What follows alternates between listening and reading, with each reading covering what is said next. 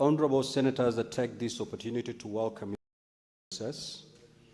I hope that you had time to meet with your constituents, friends, and families over the past 2 weeks. Now, part 3 of the 5th session commences today and will run until the rise of the Senate on Thursday, 2nd of July, 2026. Now, Honorable Senators, as you will recall, in part 2 of the session, the Senate considered and passed 6 bills, being the Divisional Revenue Bill, National Assembly Bills number 2 of 2026, the Equalization Fund Appropriation Bill, National Assembly Bills number 21 of 2025, the Kenya National Council for Population and Development Bill, National Assembly Bills number 72 of 2023, the Public Procurement and Asset Disposal Amendment Bill, National Assembly Bills number 48 of 2024, the Forest Conservation and Management Amendment Bill, National Assembly Bills number 38 of 2025, and the mediated version of the National Disaster Risk Management Bill, National Assembly Bills number 24 of 2023. These bills have been referred to the National Assembly for consideration. Honorable Senators, as you may be aware, of these bills, the Disaster Risk Management Bill, National Assembly Bills number 24 of 2023, the Equalization Fund Appropriation Bill, National Assembly Bills number 21 of 2025, and the Forest Conservation and Management Amendment Bill, National Assembly Bills number 38 of 2025, were assented to by His Excellency the President on Friday, the 29th of May 2026. The Senate also considered and passed the following motions: the report on the Standing Committee on Finance and Budget on the stoppage of transfer funds to the County Government of Meru pursuant to Article 225(3) of the Constitution and Section 97(1) of the Public Finance Management Act. Report of the proceedings of Artificial Intelligence Conference on the Role of Parliament in Shaping the Future for Responsible AI held in Kuala Lumpur, Malaysia. Mainstreaming gender perspectives in legislative and policy processes. Implementation of recommendations by select committees on county public accounts and county public investment and special funds on Auditor General reports for the financial year 2024-2025. Extension of time on the consideration of the Traffic School Transport Rules 2026, the Traffic Drink Driving Rules 2026, the Traffic Motor Vehicle Inspection Rules 2026, and the National Transport and Safety Authority Operation of Commercial Vehicles Regulations 2026, and approval of sittings of the Senate to be held in Kilifi County. I take this opportunity to commend all senators for your dedication in advancing the legislative business. However, I wish to remind you that we still have a long way to go in processing business. As honorable senators will note from the program of business, there are several bills at the second reading and committee of the whole stages, as well as motions on various matters. Additionally, in the coming days, the Senate will be expected to consider other financial instruments in the form of County Allocation of Revenue Bill 2026, the County Government's Additional Allocations Bill 2026, and the respective cash disbursement schedules. In this regard, I urge all honorable senators to remain focused and committed by prioritizing plenary sittings as we continue to discharge our mandates. Now, honorable senators, as I conclude, I wish to reiterate that my office remains open and accessible to all of you for consultations and support in fulfilling your duties. I wish you a fruitful deliberation in part 3 of the 5th session. I thank you. Next order. Order number 3, messages. Order number 4, petitions.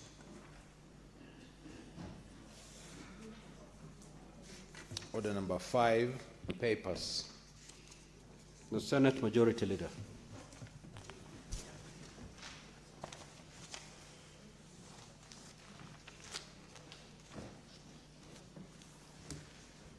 Thank you, Honorable Speaker. Mr. Speaker, sir, I beg to lay the following paper on the table of the Senate today, Tuesday 2nd, 2026. The Social Health Insurance Act, Tariffs for Healthcare Services, Amendment Regulations 2026, Legal Notice number 78 of 2026. Thank you, Mr. Speaker, sir. The next order. Order number 6, notices of motion. Order number 7, questions and statements. Now, statements pursuant to Standing Order 53-1, Senator from Busia County, the Honorable Andrew Omtata.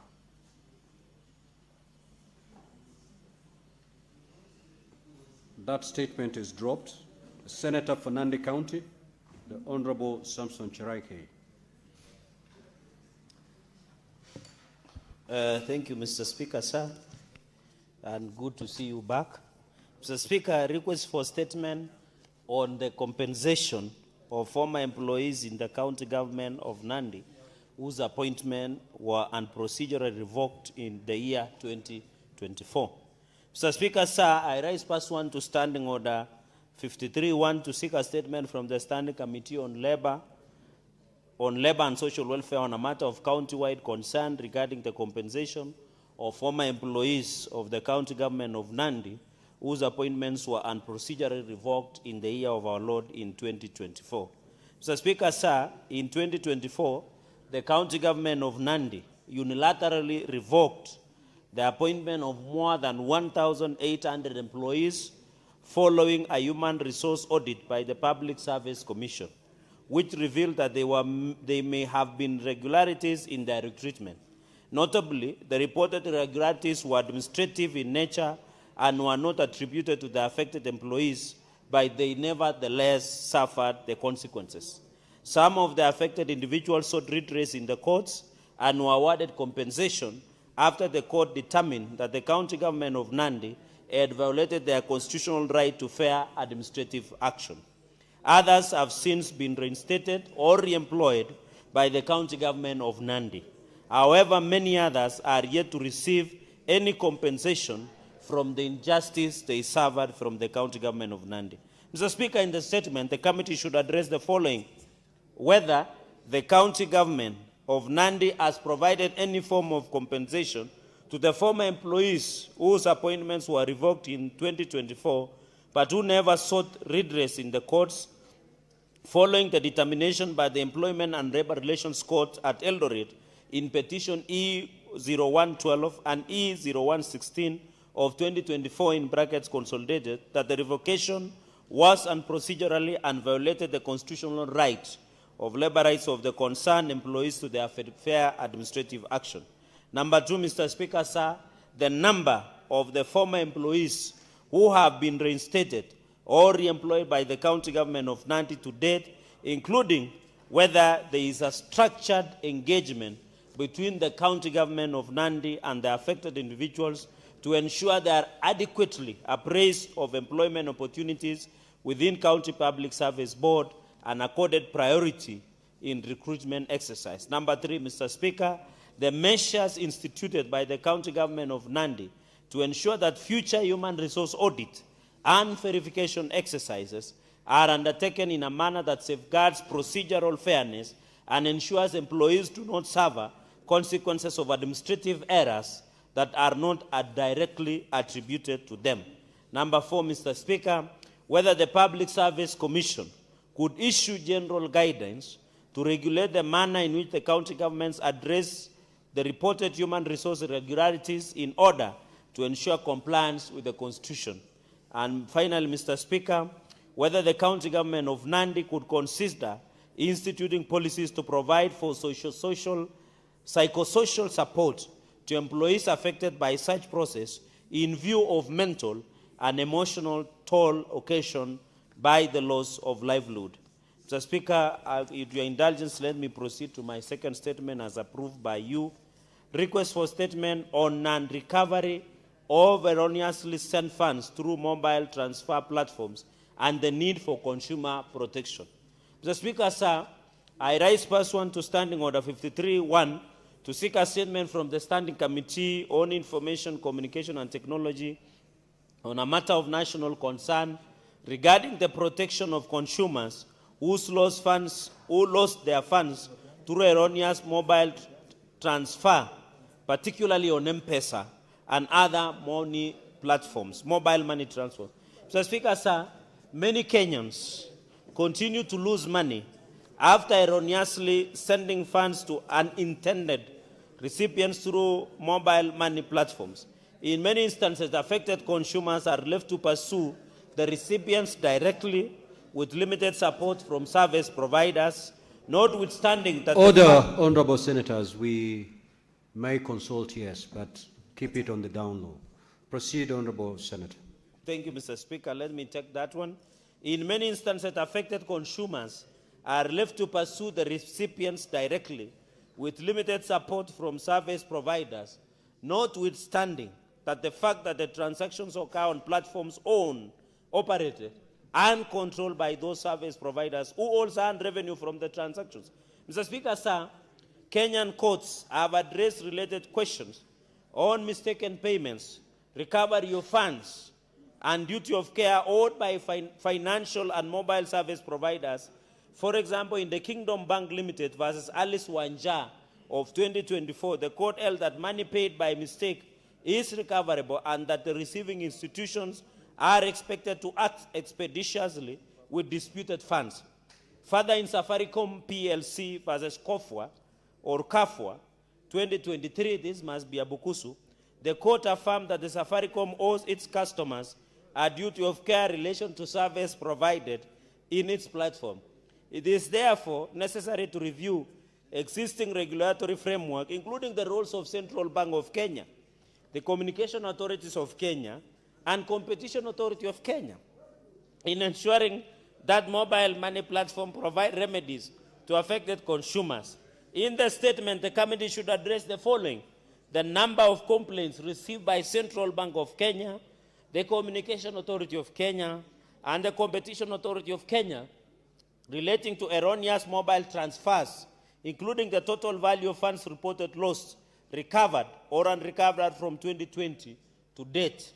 Number two, Mr. Speaker, the existing procedures and timelines applied by Safaricom and other mobile service providers in tracing, freezing, reversing, or recovering funds sent erroneously upon notification by affected consumers. Number three, Mr. Speaker, the legal, technical, and operational limitations, if any, that prevent mobile money service providers from freezing or reversing erroneous transactions within a reasonable time after notification. Number four, Mr. Speaker, the measures taken by Central Bank of Kenya, the Communication Authority of Kenya, the Competition Authority of Kenya to protect consumers, resolve complaints, and enforce compliance by mobile money service providers. Number five, Mr. Speaker, the status of any proposed policy, regulatory, or compensation framework intended to provide clear recourse for victims of erroneous money mobile transfer, including whether service providers will be required to establish mandatory reversal, escrow, freezing, or compensation mechanisms.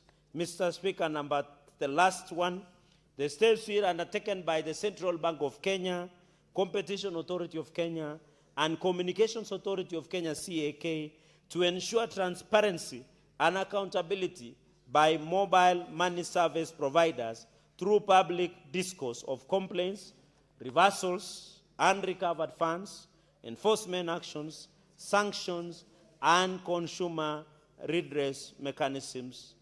Mr. Speaker, sir, I thank you for the indulgence. Senator from Busia County, you may proceed with a statement that had earlier been dropped.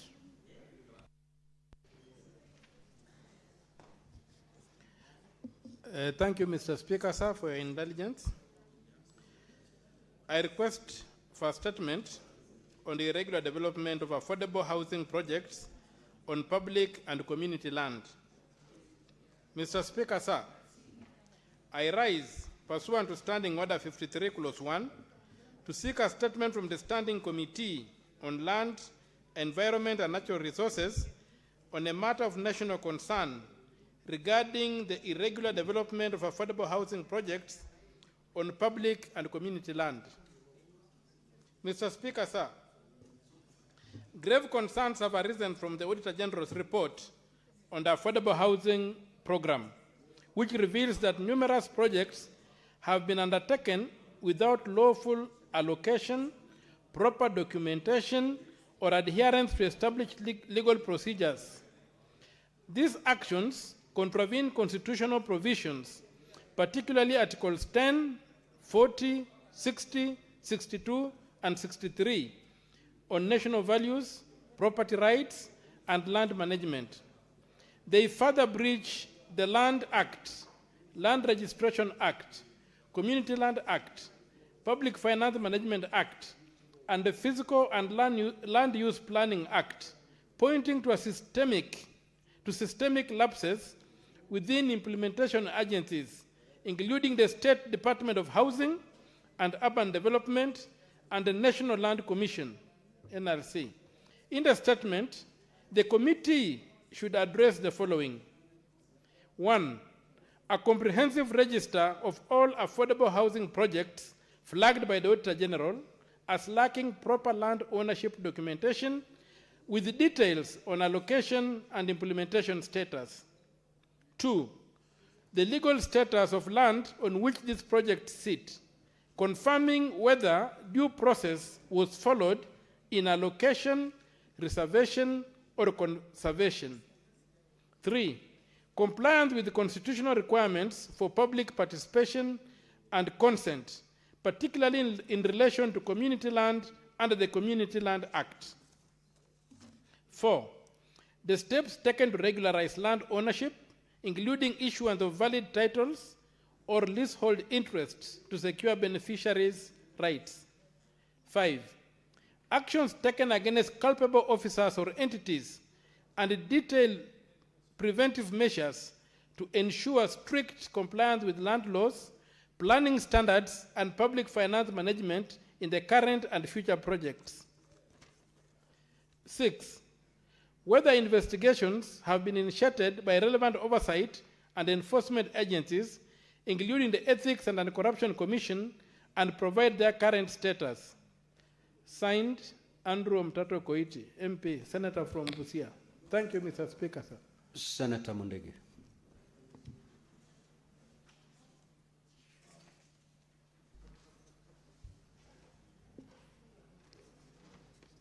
Mr. Speaker, sir, request for statement on increases in student strikers in secondary school across M County. Mr. Speaker, sir, rise person to standing order 53-1 to check a statement from the Standing Committee on Education on matter of county-wide concern regarding the alarming increases in student strike in secondary school across M County.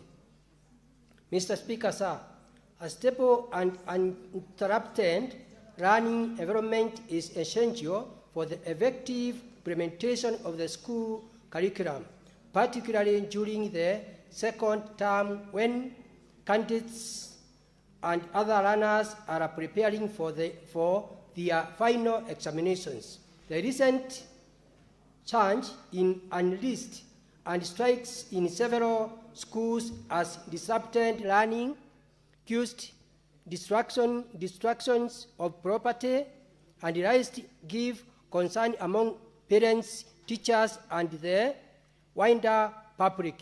Reports indicate that institutions such as Kegonge Boys High School, Ken Girls High School, Chicago Day Secondary School, Kiamuringa Secondary School, Kangaro School, Kavutere Secondary School, Kanyuere Boys High School, Tagaya Girls High School, and Katondore Secondary School, among others, have been affected. In the statement, the committee should address the following: whether the Ministry of Education has undertaken investigations to determine the underlying cause of the increasing student strike and unrest in Embu County and across the country. The immediate steps being implemented by the ministry to contain the current situations and prevent further strikes and disruption of learning. 3. Plans to reinforce guidance and counseling programs in all learning institutions and preventive and supportive measures for students. The long-term strategies and policy measures are intended to permanently address the underlying cause of student unrest, ensuring stability, discipline, and a conducive learning environment in schools nationwide. 5. Mechanism for accountability, communication, and stakeholder engagement to ensure parents, learners, and teachers, and to prevent the integrity of the education system. Senator Alexander Munyimodigi, Doctor of Embu County. Senator Consolata Wakwabubi. That statement is dropped. Senator Beth Siengo.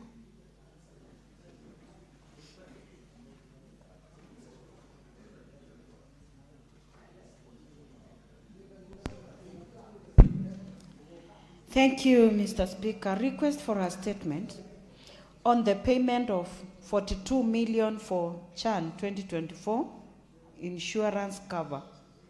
Mr. Speaker, sir, I rise pursuant to Standing Order 53, Part 1, to seek a statement from the Standing Committee on Labor and Social Welfare on a matter of national concern regarding the payment of 42 million for insurance cover in respect of the 2024 African Nations Championship.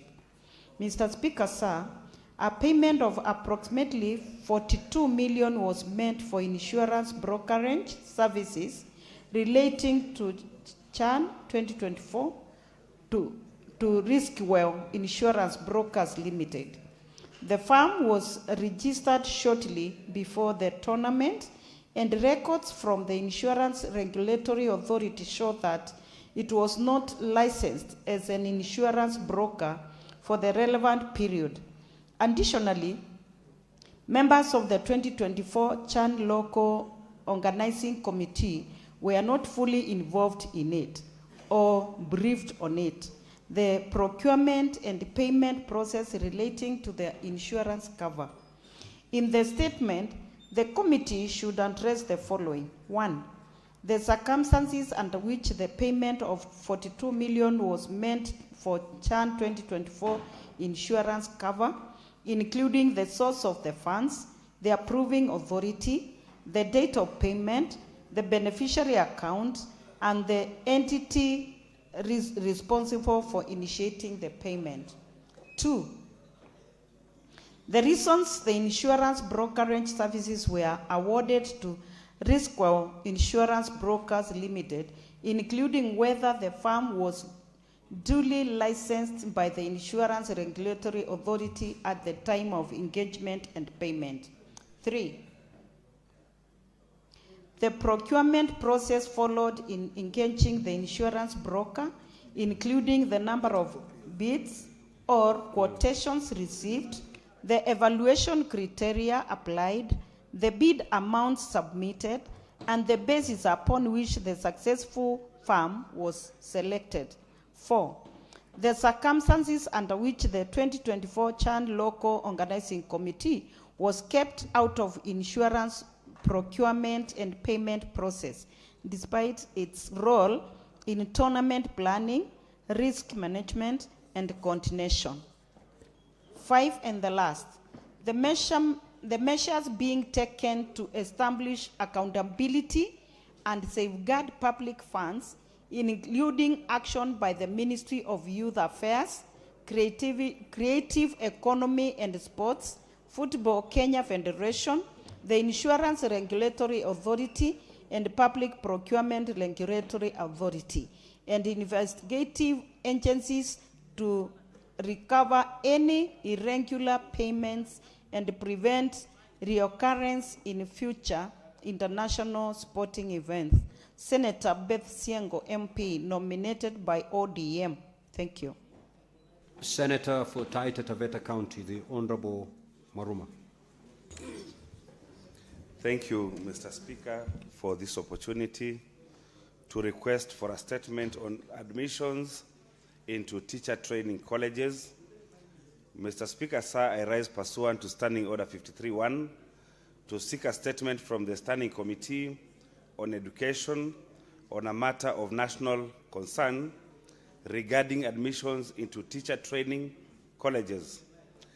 The Kenya Universities and Central Placement Service, KUSPS, has yet to open its portal for applications to diploma teaching courses, a delay that risks disadvantaging learners who are passionate about joining the teaching profession. In the statement, the committee should address the following. 1, the reasons why applications to join teacher training colleges through KUSPS remain disabled and the expected timelines to have the issue resolved.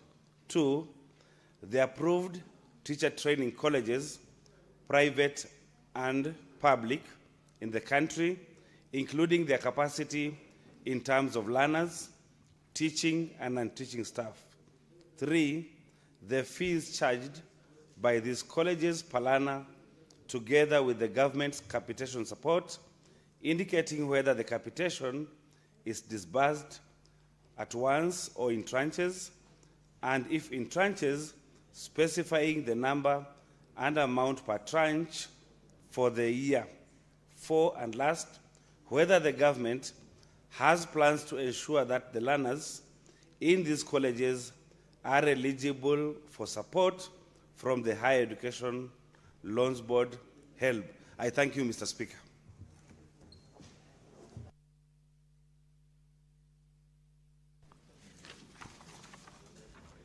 Senator from Kirinyaga County, the Honorable James Murango. Asante, Mr. Speaker, kwa nafasi hii. Mheshimiwa Speaker, nasimama kwa mujibu wa kanuni ya kudumu ya 53(1) ya kanuni za kudumu za Seneti kuomba kauli kutoka kwa kamati ya biashara, ukuzaji wa viwanda na utalii kuhusu athari zinazotokana na kuendelea kuagizwa nchini kwa mchele usiotozwa ushuru. Mheshimiwa Speaker, kuongezeka kwa uagizaji wa mchele kutoka nje ya nchi kumevuruga pakubwa soko la mchele nchini. Hali iliyosababisha wakulima kutoweza kuuza zaidi ya tani metric 100 za mchele, huku wakitarajiwa kuvuna msimu wa pili wa zao la mchele katika kipindi kifupi kijacho. Hali hii inahatarisha maisha na uchumi wa maelfu ya wakulima, hasa katika maeneo yanayolimwa mpunga kama Mwea, Ahero, Bunyara na Westcano, ambao hutegemea kilimo cha mpunga kama chanzo chao kikuu cha mapato. Katika kauli hiyo, kamati zingatia yafuatayo. 1, sababu na msingi wa sera iliyopelekea kuagizwa kwa mchele usiotozwa ushuru licha kuwepo kwa kiwango kikubwa cha mchele wa hapa nchini ambao haunjauzwa, pamoja na kutaja kiwango cha mchele kilichoagizwa na waagizaji waliohusika. 2, mipango iliyowekwa kuzuia wakulima kupata hasara, hasa ikifahamika kuwa tani metric 100 za mchele hazijapata soko huku msimu wa pili wa mavuno wa mchele ukikaribia. 3, hatua za kuwakinga wakulima mchele dhidi ya ushindani usio wa haki unaotokana na uagizaji wa mchele kutoka nje ya nchi, kudhibiti bei ya mchele na kuhakikisha sekta ya mchele nchini inalindwa na kuimarishwa. 4, tathmini iliyofanywa na serikali ya kitaifa kuhusu athari za kuagiza mchele kutoka nje ya nchi usiotozwa ushuru kwa wakulima humu nchini, wasagaji wa mchele na sekta zima ya kilimo, na matokeo ya tathmini hiyo yawasilishwe mbele ya Seneti. Na tano, hatua za kuimarisha uzalishaji wa mchele nchini, kuhakikisha wakulima wanapata soko la uhakika, kupa kipaumbele matumizi ya mchele wa hapa nchini katika taasisi za umma na katika mipango ya serikali ya utoaji wa chakula. Ya pili, Mstahiki Spika, ni kauli kuhusu kuzorota kwa mauzo ya majani chai kutoka Kenya katika soko la nje. Mheshimiwa Spika, nasimama kwa mujibu wa kanuni ya kudumu ya 53(1) kanuni za kudumu za Seneti kuomba kauli kutoka kamati ya kilimo, mifugo na uvuvi kuhusu kuzorota kwa mauzo ya majani chai kutoka Kenya katika soko za nje. Mheshimiwa Spika, kufuatia utozwaji wa ushuru wa 0.8% kwa mauzo ya majani chai yanayoenda nje ya nchi, wakulima majani chai na wadau mbalimbali nchini wameelezea kufadhaishwa kwao na kupungua kwa kiwango kikubwa kwa ununuzi wa majani chai kutoka Kenya kutokana na ongezeko la gharama linalosababishwa na ushuru huo mpya. Mbali na hayo, kumekuwa na wasiwasi kuhusu kuendelea kupotea kwa masoko muhimu ya majani chai kama Sudan na Iran kufuatia changamoto za kidiplomasia pamoja na madai ya mienendo isiyo ya kimaadili kutoka kwa baadhi ya wahusika katika sekta ya chai nchini. Hali hii inatishia maisha ya maelfu ya wakulima majani chai ambapo hutegemea kilimo cha majani chai kuwa kipato ama riziki yao. Katika kauli hiyo, kamati izingatie yafuatayo. Moja, sababu ya kuanzishwa kwa ushuru wa 0.8% kwa mauzo ya majani chai nje ya nchi, ikiangazia jinsi umma ulivyoshirikishwa pamoja na iwapo mashauriano ya kutosha yalitekelezwa baina ya serikali na wadau wake. Pili, iwapo serikali imeweza kutathmini athari za ushuru huo kwa mauzo ya majani chai kutoka soko ya nje, hasa kutoka soko la Mashariki ya Kati, ikijumuisha taarifa ya kuelezea kama taasisi husika zimefanya mazungumzo na wanunuzi na wauzaji ili kubaini changamoto halisi. Tatu, mikakati ambayo idara husika nchini inachukua kuzuia Kenya kupoteza masoko ya kimataifa ya majani chai, ikieleza pia kama serikali inakusudia kuondoa ushuru huo ili kuimarisha ushindani wa majani chai kutoka Kenya. Nne, hatua ya dharura ambayo serikali itachukua kuwalinda wakulima wa majani chai dhidi ya upungufu wa mapato kutokana na kuzorota kwa mauzo ya majani chai katika soko za nje.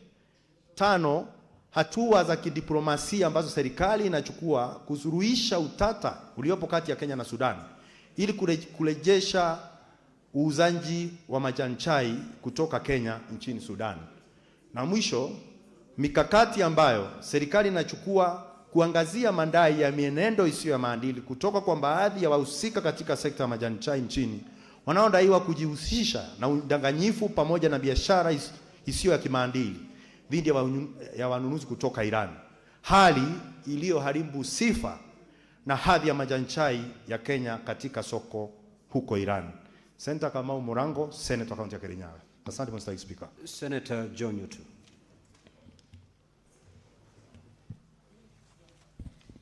Mr. Speaker, sir, I raise pursuant to Standing Order 53.1 to seek a statement from the Standing Committee on Health on a matter of national concern regarding the status and operational capacity of blood banks in the country. Mr. Speaker, sir, blood banks are a critical pillar of the healthcare system, ensuring timely access to safe blood and blood products for patients in need.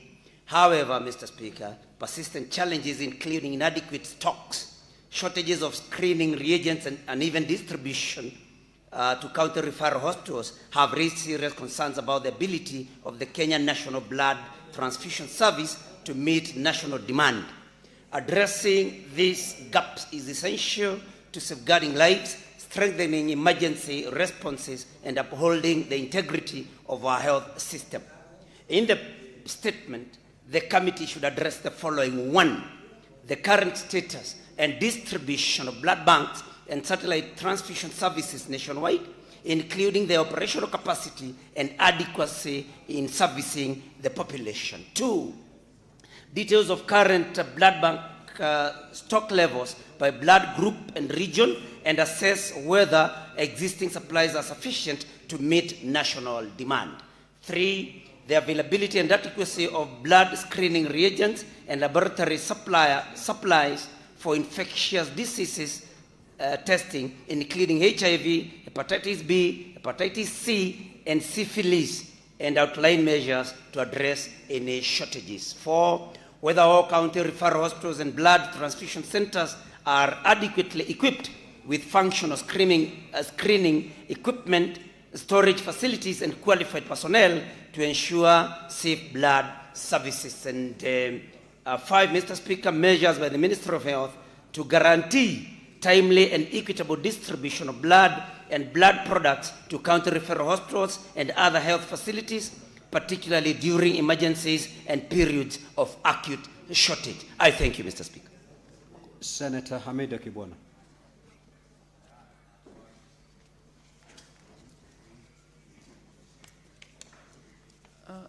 Thank you, Mr. Speaker.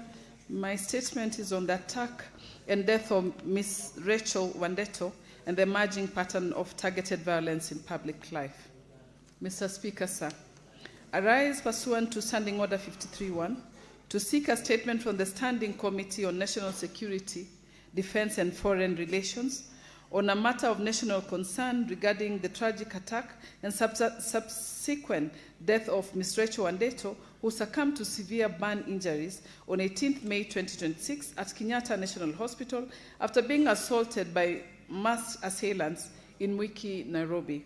Mr. Speaker, sir, in recent times, the country has witnessed increasing hostility, threats, online abuse, politically motivated intimidation, and acts of violence targeting individuals perceived to hold differing views or positions on various matters in society.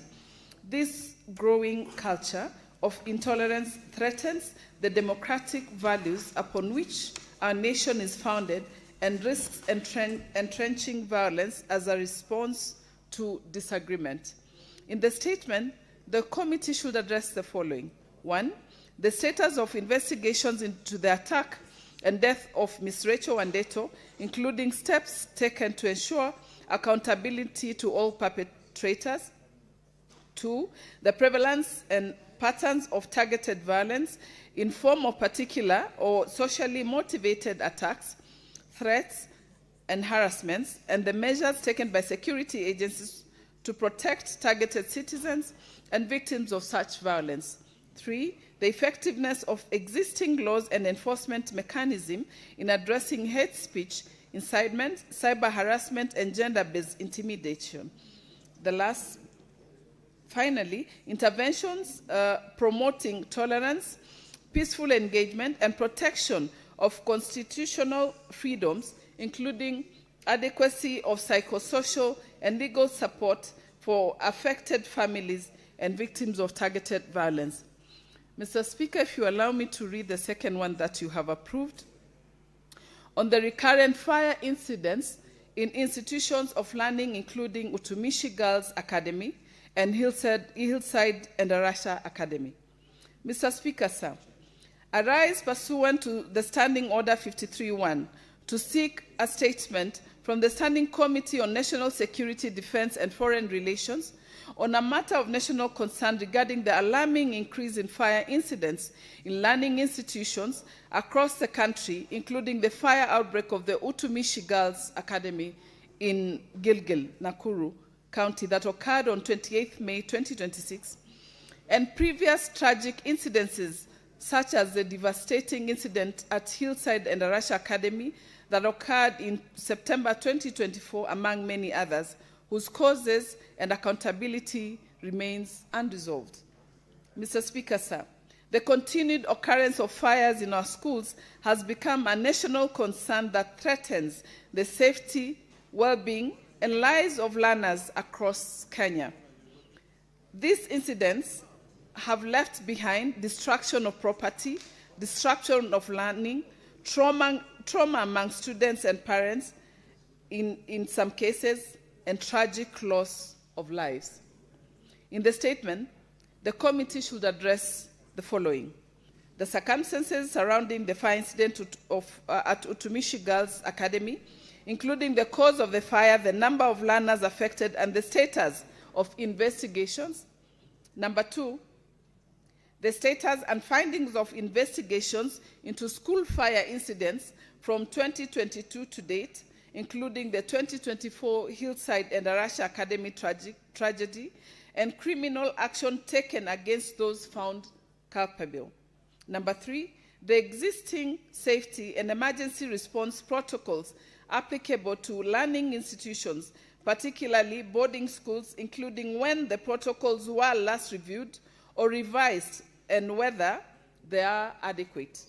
Number 4, the number of learning institutions, particularly boarding schools, that have functional and up-to-date safety and emergency evacuation equipment, including fire extinguishers, alarms, emergency exits, assembly points, evacuation plans, and trained personnel. Number 5, the status of safety audits conducted in learning institutions, including the date of the most recent nationwide audit, the number of schools audited, the findings of the audit, the level of compliance with prescribed safety standards, and the action taken against non-compliant institutions.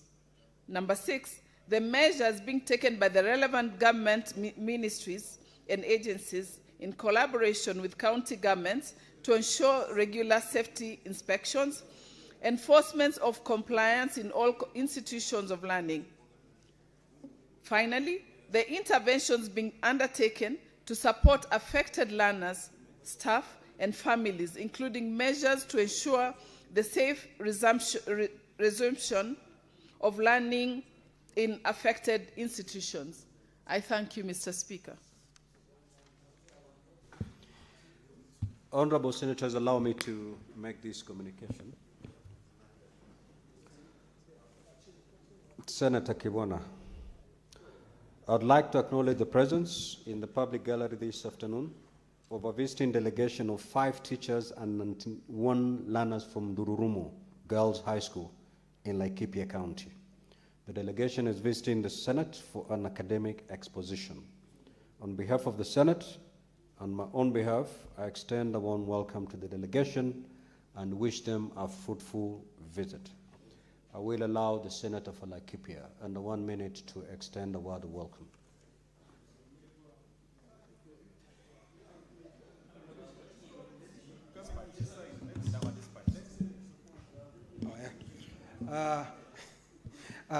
Asante Bwana Spika kunipa fursa hii.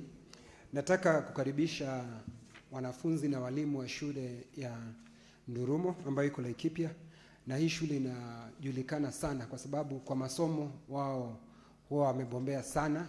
Shule ambayo iko Nyahururu, na ni shule ambayo wanafunzi wengi ambao wamesomea katika shule ile wameshika nyadhifa tofauti katika Jamhuri ya Kenya.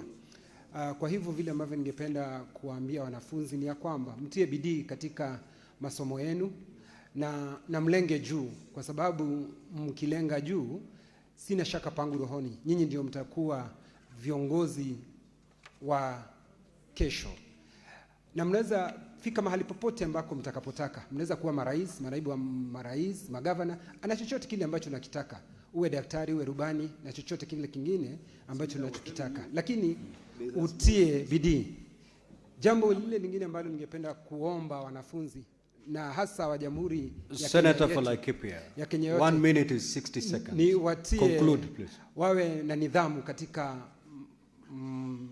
masomo yao, kwa sababu tumeona janga ambalo limetokea hapa Gilgil kwa sababu ya wanafunzi. Asante Bwana Spika kunipa fursa hii. Utovu wa nidhamu. Asante. Ukuwa na utovu wa nidhamu. Spika ndio amenikanganya kidogo, lakini asante Spika, na nashukuru kwa kunipa fursa hii. Asante. Now, honorable senators, before I allow comments on the statements that have been sought, Pursuant to Standing Order 45-2, allow me to rearrange today's order paper. We will move to handle order number 8, thereafter move to order number 14 all the way to 22. Once we are done with those orders, we will resume the normal flow of today's order paper. Clerk, kindly proceed to call those orders.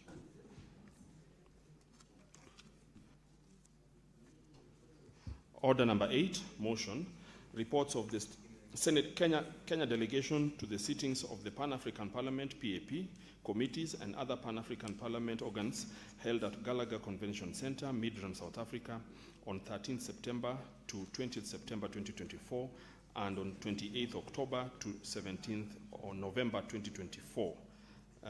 Resumption of debate, question to be put. Do we have the requisite quorum? Senator for Kilifi, kindly take your seat. Honorable Senators, debate on this motion had been concluded, and I will therefore proceed to put the question. That the Senate notes the reports of the Kenya delegation to the sittings of the Pan-African Parliament, PAP, committees and other Pan-African Parliament organs held at the Gallagher Convention Center in Midrand, South Africa, on the 13th of September to 20th of September 2024, and 28th of October to 17th of November 2024, laid on the table of the Senate on Tuesday, 2nd December 2025. Will as many as of that opinion say aye? Aye. Will as many as of the contrary opinion say nay? The ayes have it. Next order. Order number 14, the Nuts and Oil Crops Development Bill, Senate Bills number 47 of 2023. Order number 15, Committee of the Whole, the Heritage and Museums Bill, Senate Bills number 8 of 2023. Order number 16, Committee of the Whole, the Statutory Instruments Amendment Bill, Senate Bills number 10 of 2024. Order number 17, Committee of the Whole, the Environment Laws Amendment Bill, Senate Bills number 23 of 2024. Order number 18, the Sports Amendment number 2 Bill, Senate Bills number 45 of 2024. Order number 19, the Public Audit Amendment Bill, National Assembly Bills number 4 of 2024.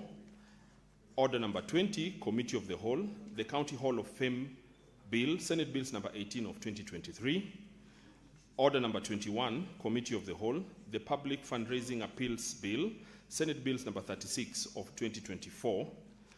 Order number 22, Committee of the Whole, the County Oversight and Accountability Bill, Senate Bills number 3 of 2024. Senator Rice.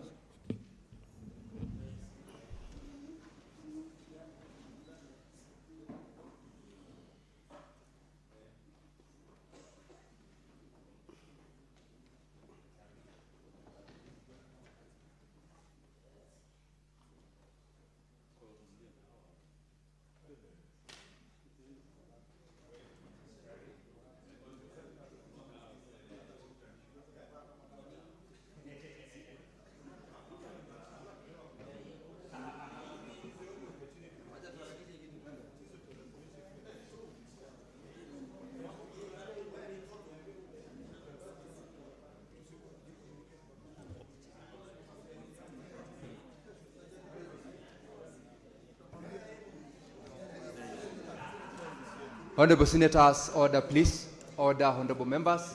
You may resume your seats. We are proceeding to the Committee of the Whole. Order, members, let us take our seats.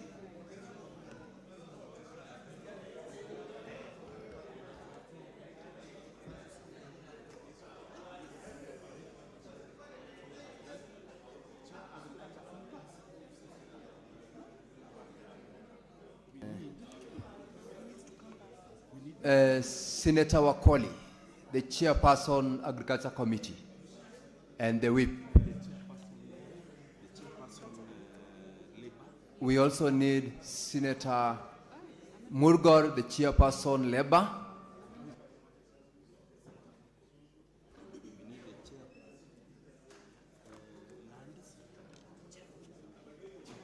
Senator Faki, chairperson, Lands Committee. We also need you to be present in the chamber now. As well as Senator Murgor, the chairperson, Labour. Senator Roba, the chairperson, Finance. Order, honorable members. Senator Murgor, take your seat, as well as Senator Kajwang. Senator Kinyua, Senator Nyutu, Senator Kinyua. If you're consulting, please do in low tones. Order, Senator Kinyua.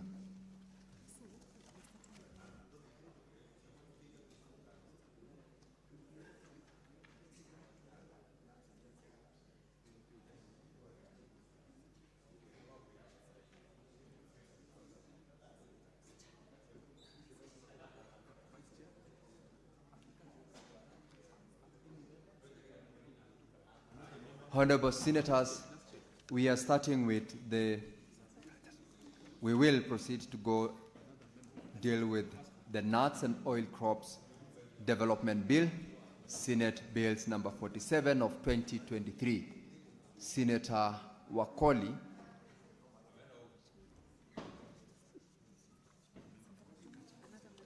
a member of Agriculture Committee, Senator Kajwang, you are a member of this committee, the Committee on Agriculture. Approach the chair, please.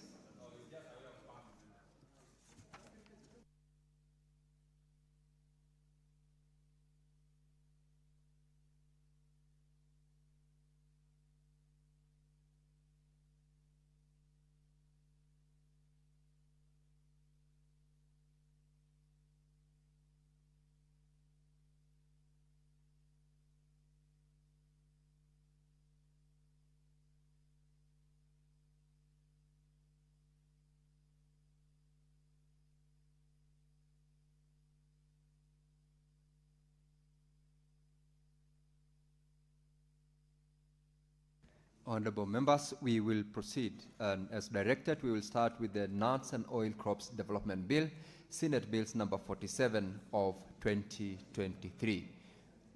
Clerk, call out the first clause. Clause 3. Honorable members, I propose the question that clause 3 be part of the bill, and I will call upon Senator Kajwang on behalf of the chairperson of the Standing Committee on Agriculture to proceed to move the amendment.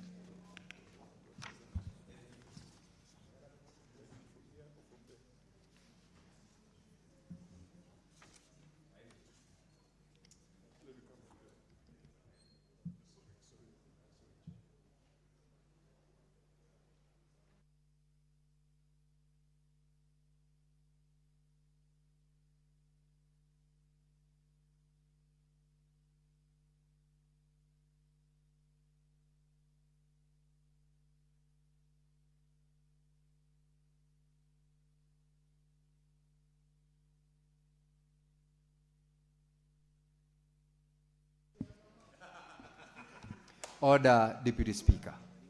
Deputy Speaker, order, please. Senator Medhu, order, please. Proceed, Senator Kajwang. Thank you, Chair. Mr. Speaker, I beg to move that Clause 3 be amended as proposed in the order paper. Now, honorable members, I propose the question that Clause 3 be amended as proposed, and I put the question that Clause 3 be amended as proposed. Division at the end. Next clause. Clause 4. Honorable Senators, I propose the question that Clause 4 be part of the bill, and I call upon Senator Kajwang to move the proposed amendment on behalf of the Chairperson, Agriculture Committee. Thank you, Mr. Speaker. I beg to move that Clause 4 be amended as proposed in the order paper. I now propose the question that Clause 4 be amended as proposed, and I put the question that Clause 4 be amended as proposed. Division at the end. Next clause. Clause 5. Honorable members, I propose the question that Clause 5 be part of the bill, and call upon Senator Kajwang to move on behalf of the chairperson the proposed amendments. Mr. Speaker, I beg to move that clause 5 be amended as proposed in the order paper. I now propose the question that clause 5 be amended as proposed, and I put the question that clause 5 be amended as proposed. Division at the end. Next clause. Clause 6. I propose the question that clause 6 be part of the bill and call upon Senator Kajwang on behalf of the chairperson, Standing Committee on Agriculture, Livestock and Fisheries to move the proposed amendment. Mr. Speaker, I beg to move that clause 6 be amended as proposed in the order paper. I propose the question that clause 6 be amended as proposed, and I put the question that clause 6 be amended as proposed. Division at the end. Next clause. Clause 7. I propose the question that clause 7 be part of the bill and call upon Senator Kajwang to move the proposed amendment. Mr. Speaker, I beg to move that clause 7 be amended as proposed in the order paper. I now propose the question that clause 7 be amended as proposed, and I put the question that clause 7 be amended as proposed. Division at the end. Next clause. Clause 8. I propose the question that clause 8 be part of the bill, and I put the question that clause 8 be part of the bill. Division at the end. Next. Clause 9. Honorable Senators, I propose the question that clause 9 be part of the bill and call upon the Senator Kajwang to move the proposed amendment. Mr. Speaker, I beg to move that clause 9 be amended as proposed in the order paper. I now propose the question that clause 9 be amended as proposed and put the question that clause 9 be amended as proposed. Division at the end. Next clause. Clause 10. I propose the question that clause 10 be part of the bill, call upon Senator Kajwang to move the proposed amendments to clause 10. Mr. Speaker, I beg to move that clause 10 be amended as proposed in the order paper. I now proceed to propose the question that clause 10 be amended as proposed, and I put the question that clause 10 be amended as proposed. Division at the end. Next clause. Clauses 11 and 12. Honorable members, I propose the question that clause 11 and clause 12 be part of the bill, and I put the question that clauses 11 and 12 be part of the bill. Division at the end. Next clause. Clause 13. Honorable Senators, I propose the question that clause 13 be part of the bill and call upon Senator Kajwang to move the proposed amendment to clause 13. Mr. Speaker, I beg to move that clause 13 be amended as proposed in the order paper. I now propose the question that clause 13 be amended as proposed and put the question that clause 13 be amended as proposed. Division at the end. Next clauses. Clauses 14, 15, and 16.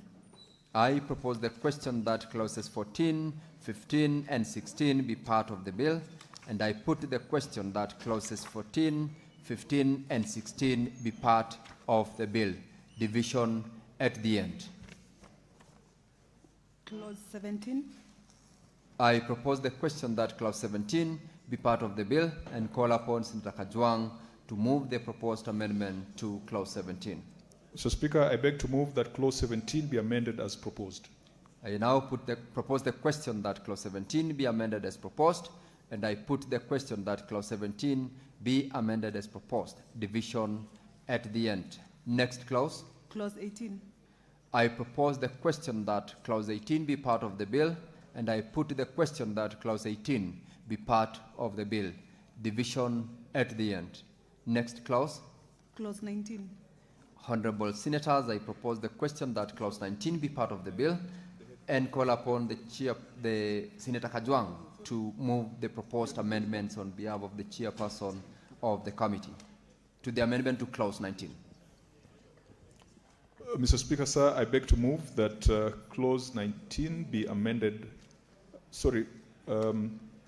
Propose that clause 19 yes, you're right. Yes. Be amended as proposed in the order paper.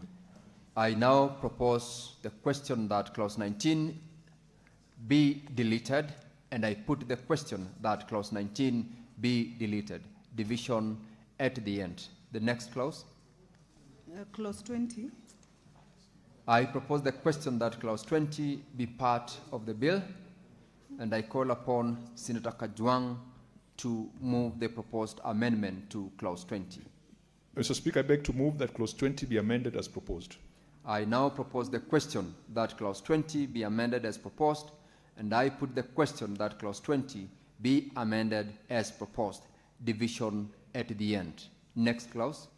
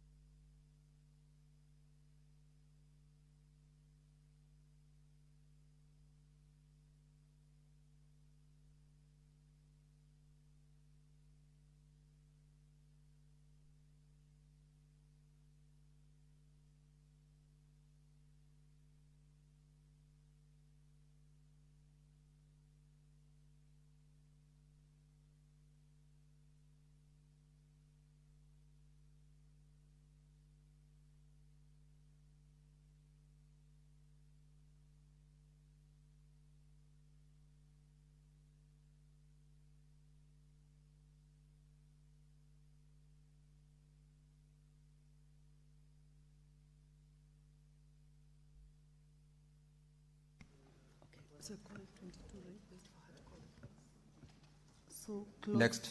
21. I'll take again clause 21. I propose the question that clause 21 be part of the bill, and call upon Senator Kajwang to move the proposed amendments to clause 21. Mr. Speaker, I beg to move that clause 21 be amended as proposed. I propose the question that clause 21 be amended as proposed, and I put the question that clause 21 be amended as proposed. Division at the end. Next. Clause 22. I propose the question that clause 22 be part of the bill, and call upon Senator Kajwang to move the proposed amendment to clause 22. Mr. Speaker, I beg to move that clause 22 be part of the bill. I propose the question that clause 22 be deleted, and I put the question that clause 22 be deleted. Division at the end. Next clause.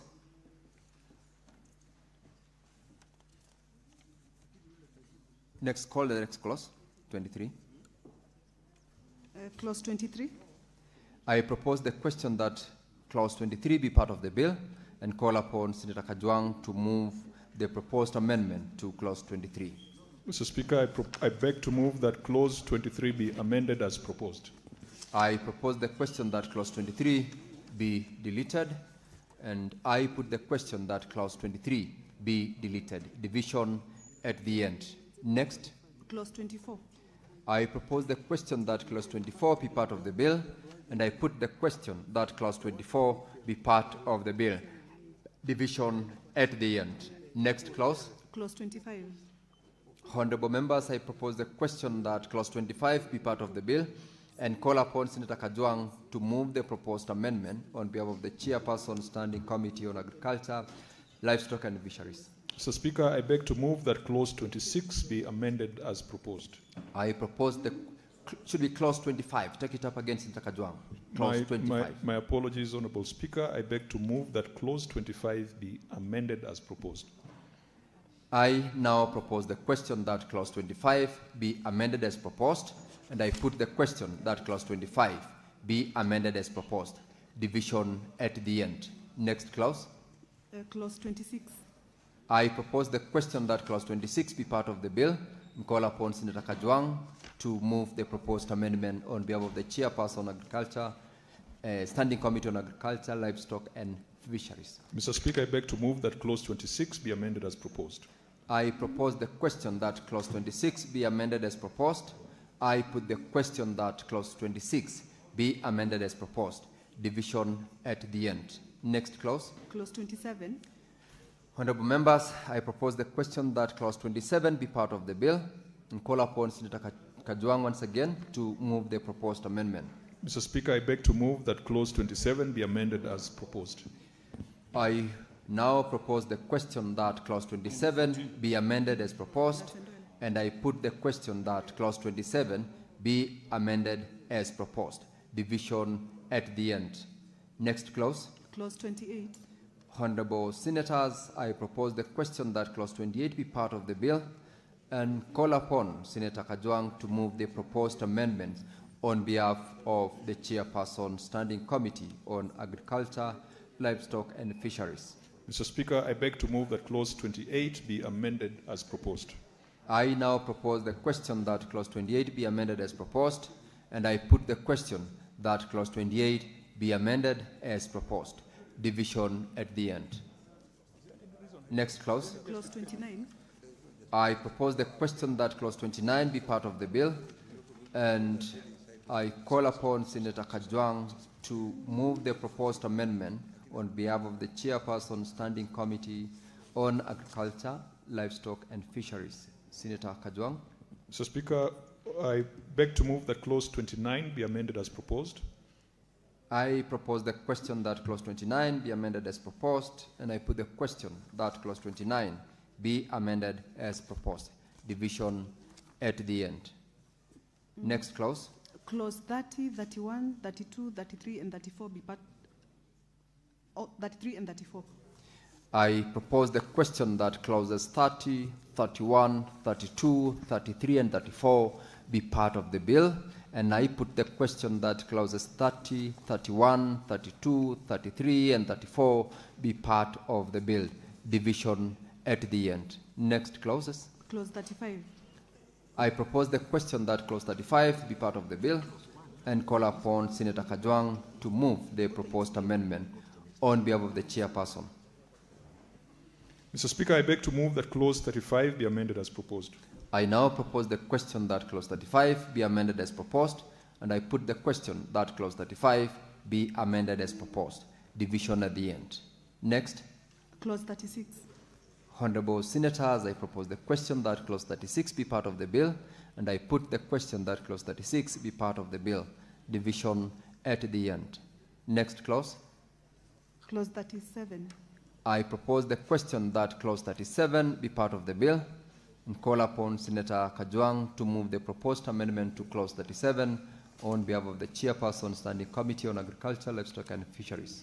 Mr. Speaker, I beg to move that clause 37 be amended as proposed. I now propose the question that clause 37 be amended as proposed, and I put the question that clause 37 be amended as proposed.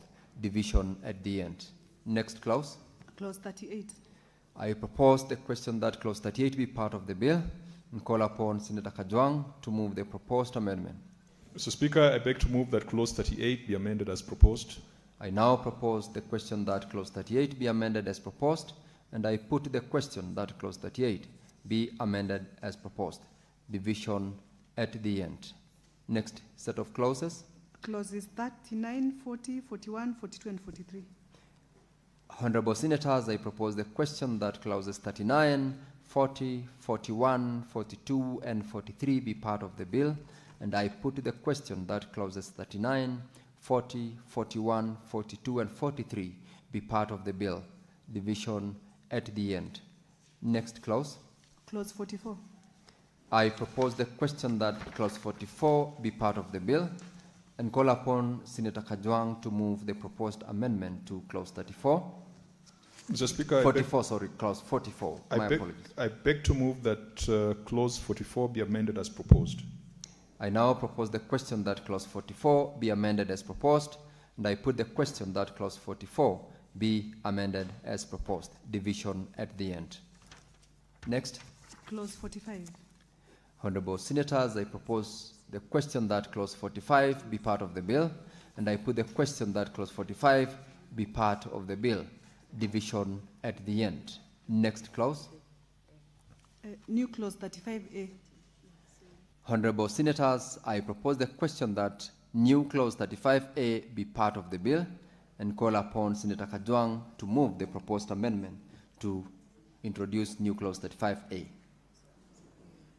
Mr. Speaker, I beg to move that clause 35A be now read a second time.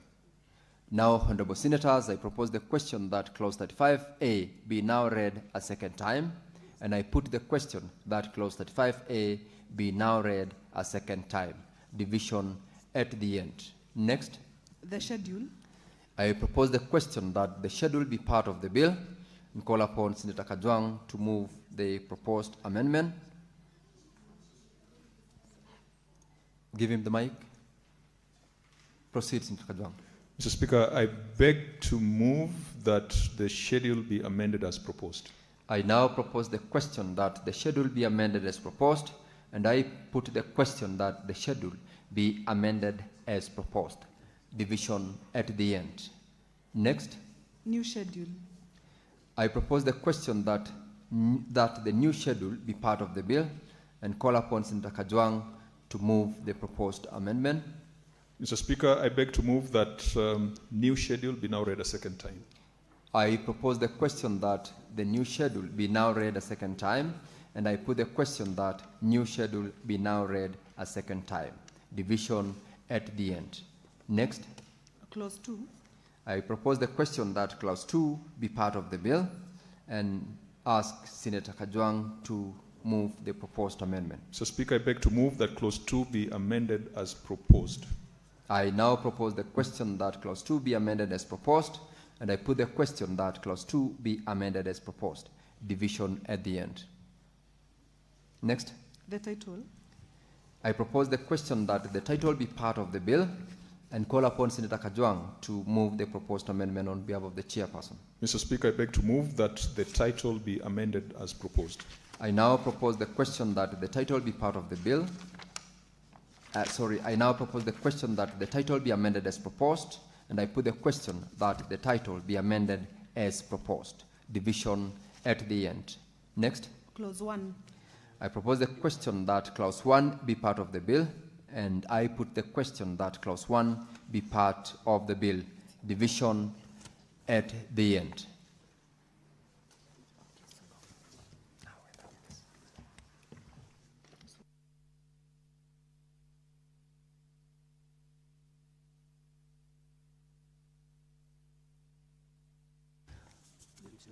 Honorable members, we will do reporting once we are done with all the divisions, and we shall proceed to the next bill, that is the Heritage and Museums Bill, Senate Bills number 8 of 2023. I ask the chairperson to be on standby.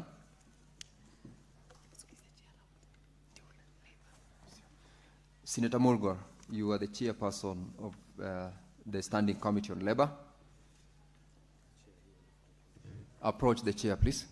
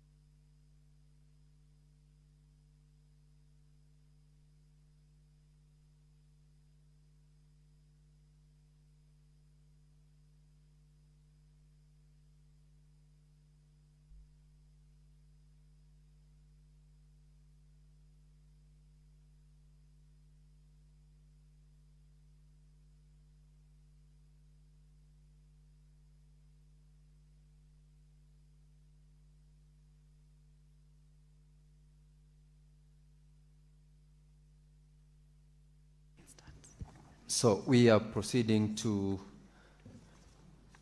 the Heritage and Museums Bill, Senate Bills number 8 of 2023, and the chairperson, Standing Committee on Labor, proceed to call the first clause. Clauses 3, 4, 5, 6, 7, 8, 9, 10, 11, 12, and 13. Honorable Senators, I propose the question that clauses 3 to 13 be part of the bill, and I put the question that clauses 3 to 13 be part of the bill. Division at the end. Next. Clauses 14, 15, 16, 17, 18, 19, 20, 21, 22, 23, and 24. Honorable Senators, I propose the question that clauses 14, 15, 16, 17, 18, 19, 20, 21, 22, 23, and 24 be part of the bill. And I put the question that clauses 14, 15, 16, 17, 18, 19, 20, 21, 22, 23, and 24 be part of the bill, division at the end. Next clauses. Clauses 25, 26, 27, 28, 29, and 30. I propose the question that clauses 25, 26, 27, 28, 29, and 30 be part of the bill. And I put the question that clauses 25, 26, 27, 28, 29, and 30 be part of the bill, division at the end. Next. Clause 31. I propose the question that clause 31 be part of the bill, and I call upon Senator Mulgore, the chairperson Standing Committee on Labor and Social Welfare, to move the proposed amendments. Senator Mulgore. I beg to move that clause 31 be read as it is proposed on the... Be amended as proposed. Be amended as proposed on the paper. I now propose the question that clause 31 be amended as proposed, and I put the question that clause 31 be amended as proposed. Division at the end. Next set of clauses. Clauses 32, 33, 34, 35, 36, 37, 38, 39, and 40. I propose the question that clauses 32, 33, 34, 35, 36, 37, 38, 39, and 40 be part of the bill, and I put the question that clauses 32, 33, 34, 35, 36, 37, 38, 39, and 40 be part of the bill. Division at the end. Next. Clause 42. 41. Oh, sorry, clause 41. I now propose the question that clause 41 be part of the bill and call upon the chairperson Standing Committee on Labor and Social Welfare to move the proposed amendments. I beg to move that clause 41 be read as proposed. Be amended as proposed. Amended as proposed on the paper. I now propose the question that clause 41 be amended as proposed, and I put the question that clause 41 be amended as proposed. Division at the end. Next. Clause 42. I propose the question that clause 42 be part of the bill, and I put the question that clause 42 be part of the bill. Division at the end. Next. Clause 43.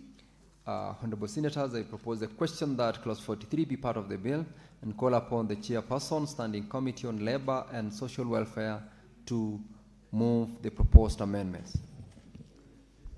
I move that clause 43 be amended as proposed on the paper. I now propose the question that clause 43 be amended as proposed, and I put the question that clause 43 be amended as proposed. Division at the end. Next. Clauses 44, 45, 46, 47, 48, 49, 50, 51, 52, 53, and 54. Honorable Senators, I propose the question that clauses 44, 45, 46, 47, 48, 49, 50, 51, 52, 53, and 54 be part of the bill, and I put the question that clauses 44, 45, 46, 47, 48, 49, 50, 51, 52, 53, and 54 be part of the bill. Division at the end. Next set of clauses. Clauses 55, 56, 57, 58, 59, 60, 61, 62, 63, and 65, 64 and 65. I now propose the question that clauses 55, 56, 57, 58, 59, 60, 61, 62, 63, 64, and 65 be part of the bill, and I put the question that clauses 55, 56, 57, 58, 59, 60, 61, 62, 63, and 64, and 65 be part of the bill. Division at the end. Next. Clauses 66, 67, 68, 69, 70, 71, 72, 73, 74, 75, and 76. I propose the question that clauses 66, 67, 68, 69, 70, 71, 72, 73, 74, 75, and 76 be part of the bill. And I put the question that clauses 66, 67, 68, 69, 70, 71, 72, 73, 74, 75, and 76 be part of the bill. Division at the end. Next. Clauses 77, 78, 79, 80, 81, 82, 83, 84, 85, 86, and 87. I propose the question that clauses 77, 78, 79, 80, 81, 82, 83, 84, 85, 86, and 87 be part of the bill. And I put the question that clauses 77, 78, 79, 80, 81, 82, 83, 84, 85, 86, and 87 be part of the bill. Division at the end. Next. Clauses 88, 89, 90, 91, 92, 93, 94, 95, 96, and 97. I propose the question that clauses 88, 89, 90, 91, 92, 93, 94, 95, 96, and 97 be part of the bill. And I put the question that clauses 88, 89, 90, 91, 92, 93, 94, 95, 96, and 97 be part of the bill.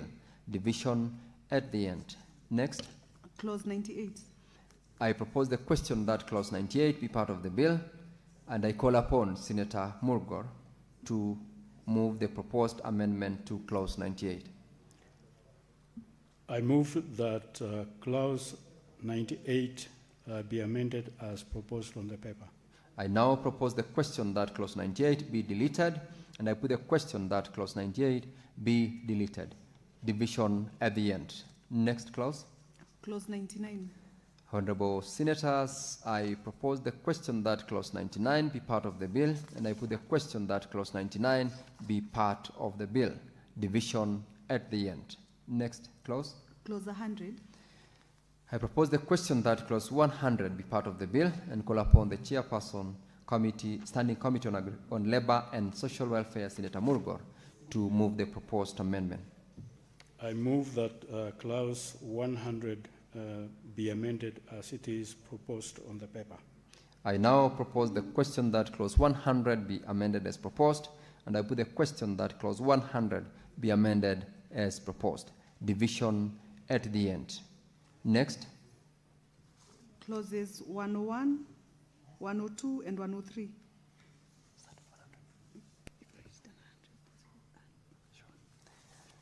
I now propose the question that clauses 101, 102, and 103 be part of the bill, and I put the question that clauses 101, 102, and 103 be part of the bill.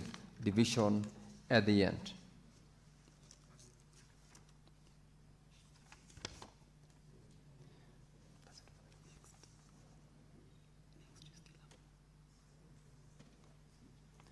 Next. New clause 99A. Honorable Senators, I propose the question that new clause 99A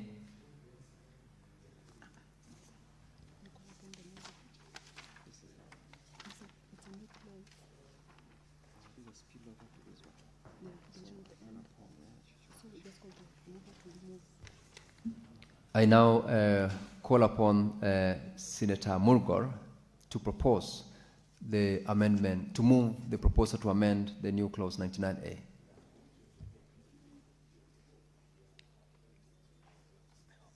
I move that clause 99A be amended as proposed on the paper. Senator Murgor, just approach the chair, please.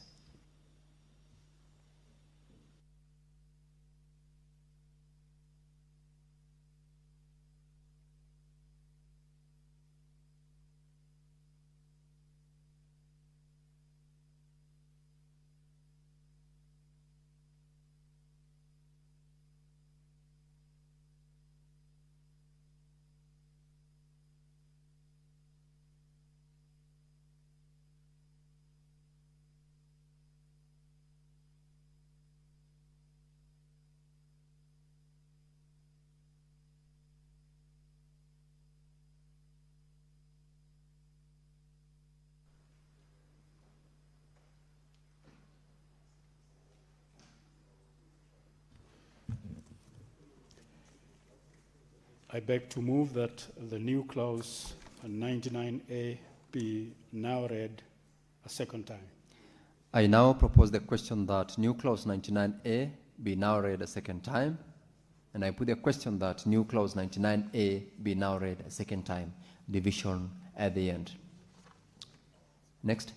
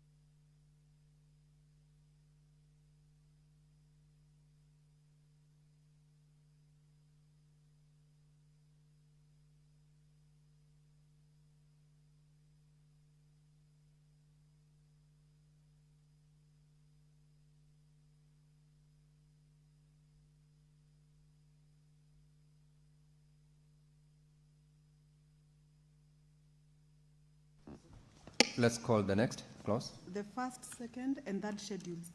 I propose the question that the first schedule, the second schedule, and the third schedule be part of the bill.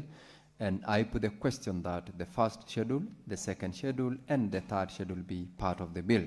Division at the end. Next. Clause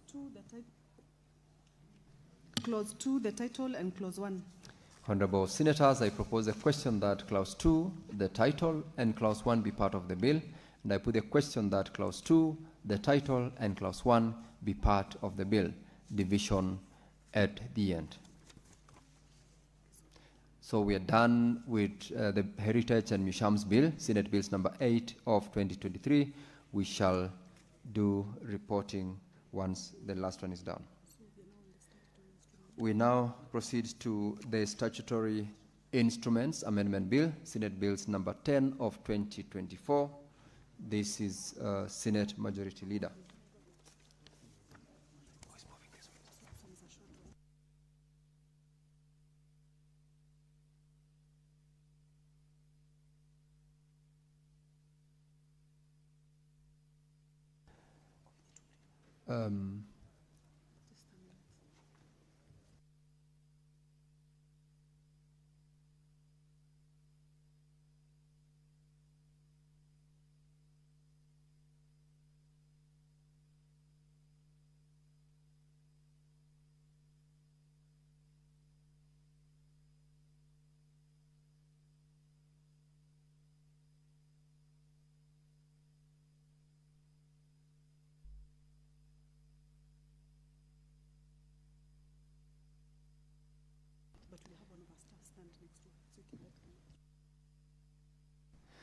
The next bill is the Statutory Instruments Amendment Bill, Senate Bills number 10 of 2024.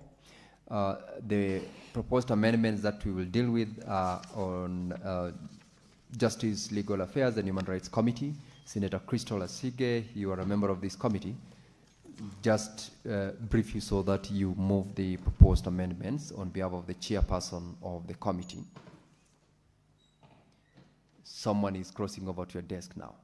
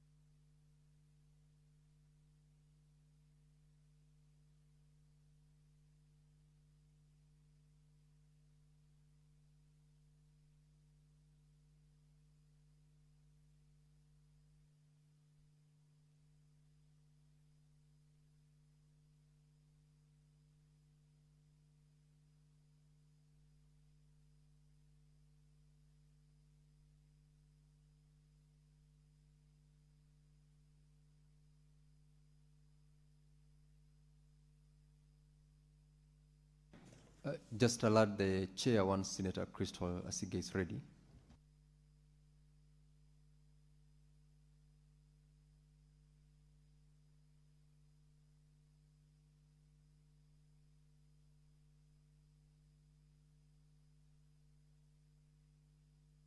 So we're going to proceed to call the first clause. Clause 2. I propose the question that clause 2 be part of the bill and call upon Senator Crystal Asige on behalf of the chairperson, Standing Committee on Justice, Legal Affairs and Human Rights to move the proposed amendment. Thank you, Speaker. I propose that clause 2 be amended as proposed in the order paper. I now propose the question that clause 2 be amended as proposed, and I put the question that clause 2 be amended as proposed. Division at the end. Next. The title and clause 1. Honorable Senators, I propose the question that the title and clause 1 be part of the bill, and I put the question that the title and clause 1 be part of the bill. Division at the end. That also brings us to a close on the Statutory Instruments Amendment Bill, Senate Bills number 10 of 2024. We will do the reporting once the rest of the bills are done.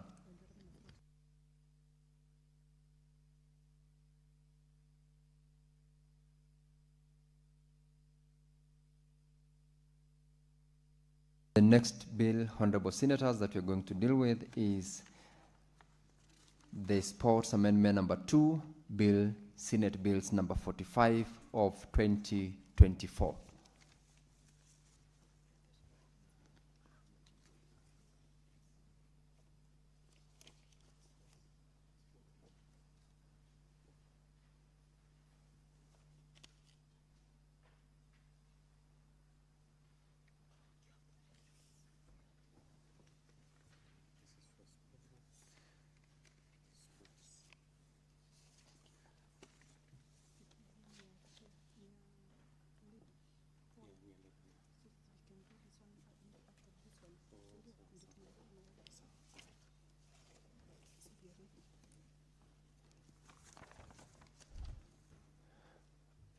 The chairperson, Standing Committee on Labor and Social Welfare, you will move the amendments once you are called upon.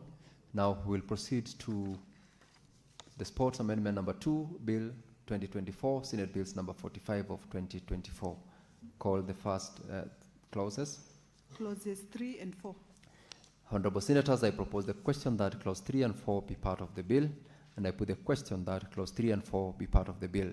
Division at the end. Next clause. Clause 5. I propose the question that clause 5 be part of the bill and call upon the chairperson, Standing Committee on Labor and Social Welfare, Senator Morgan, to move the proposed amendments.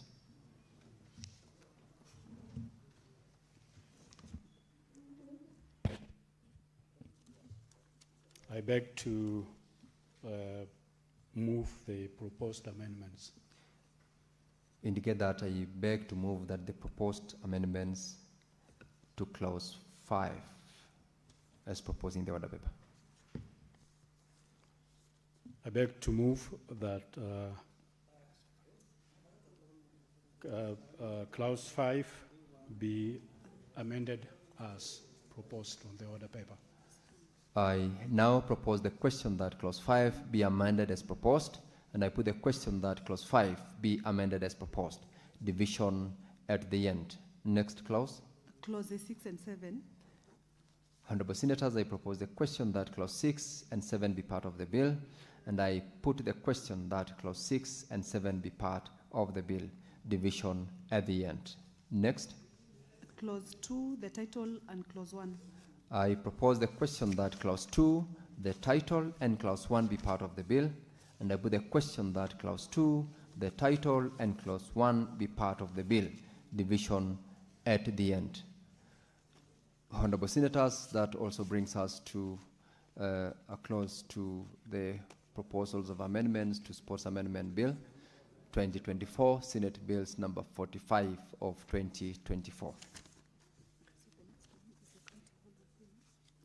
The next bill, Honorable Senators, is the County Hall of Fame Bill, Senate Bills number 18 of 2023. proceed to call the first clause. Clauses 3 to 12.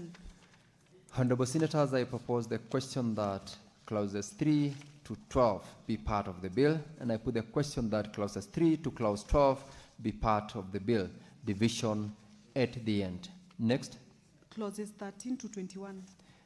Honorable Senators, I propose the question that clauses 13 to clause 21 be part of the bill, and I put the question that clause 13 to clause 21 be part of the bill.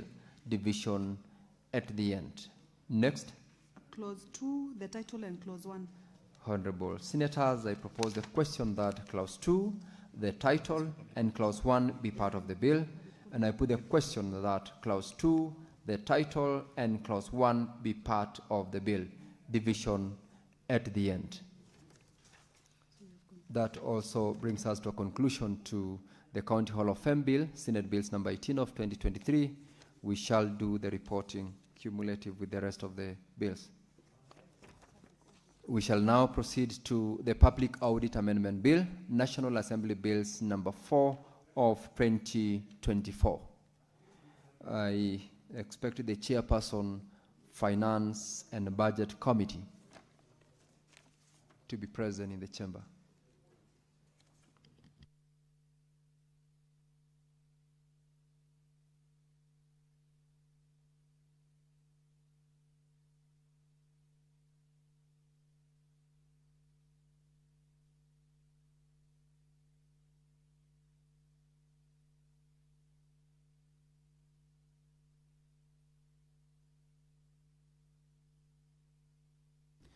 In the absence of Chairperson, Finance Committee, we shall shelve that for the moment, or any member to that committee for that matter.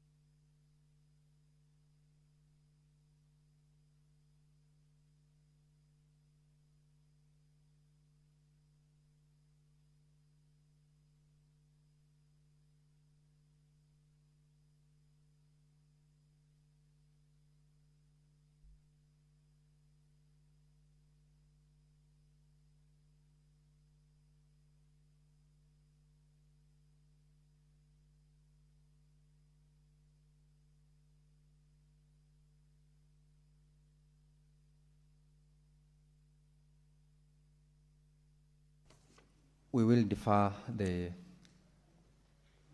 well, Public Audit Committee. We'll pen, we will not defer, we'll pen the Public Audit Committee for any member of the Finance Committee to be present, and proceed to the Public Fundraising Appeals Bill, Senate Bills number 36 of 2024. We will proceed with that one. Call the first clauses. Clauses 3, 4, 5, 6, 7, 8, 9, and 10. Honorable Senators, I propose a question that clauses 3, 4, 5, 6, 7, 8, 9, and 10 be part of the bill.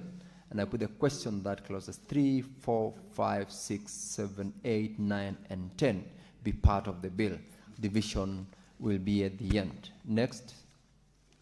Clauses 11, 12, 13, 14, 15, 16, 17, 18, 19, and 20. I propose the question that clauses 11, 12, 13, 14, 15, 16, 17, 18, 19, and 20 be part of the bill. And I put a question that clauses 11, 12, 13, 14, 15, 16, 17, 18, 19, and 20 be part of the bill. Division at the end. Next. Clauses 21, 22, 23, 24, 25, 26, 27, 28, 29, and 30. I propose the question that clauses 21, 22, 23, 24, 25, 26, 27, 28, 29, and 30 be part of the bill. And I put the question that clauses 21, 22, 23, 24, 25, 26, 27, 28, 29, and 30 be part of the bill. Division at the end. Next. Clauses 31, 32, 33, 34, 35, 36, 37, 38, 39, and 40. I propose the question that clauses 31, 32, 33, 34, 35, 36, 37, 38, 39, and 40 be part of the bill. And I put the question that clauses 31, 32, 33, 34, 35, 36, 37, 38, 39, and 40 be part of the bill. Division at the end. Next clauses. Clauses 41, 42, 43, 44, 45, 46, and 47. I propose the question that clauses 41, 42, 43, 44, 45, 46, and 47 be part of the bill. And I put the question that clauses 41, 42, 43, 44, 45, 46, and 47 be part of the bill. Division at the end. Next. Clause 2, the title, and clause 1. I propose the question that clause 2, the title, and clause 1 be part of the bill. And I put the question that clause 2, the title, and clause 1 be part of the bill. Division at the end. Honorable Senators, that concludes on the Public Fundraising Appeals Bill, Senate Bills number 36 of 2024. We shall shortly do the reporting. Next, Honorable Senators, is the Public Audit Amendment Bill, National Assembly Bills number 4 of 2024.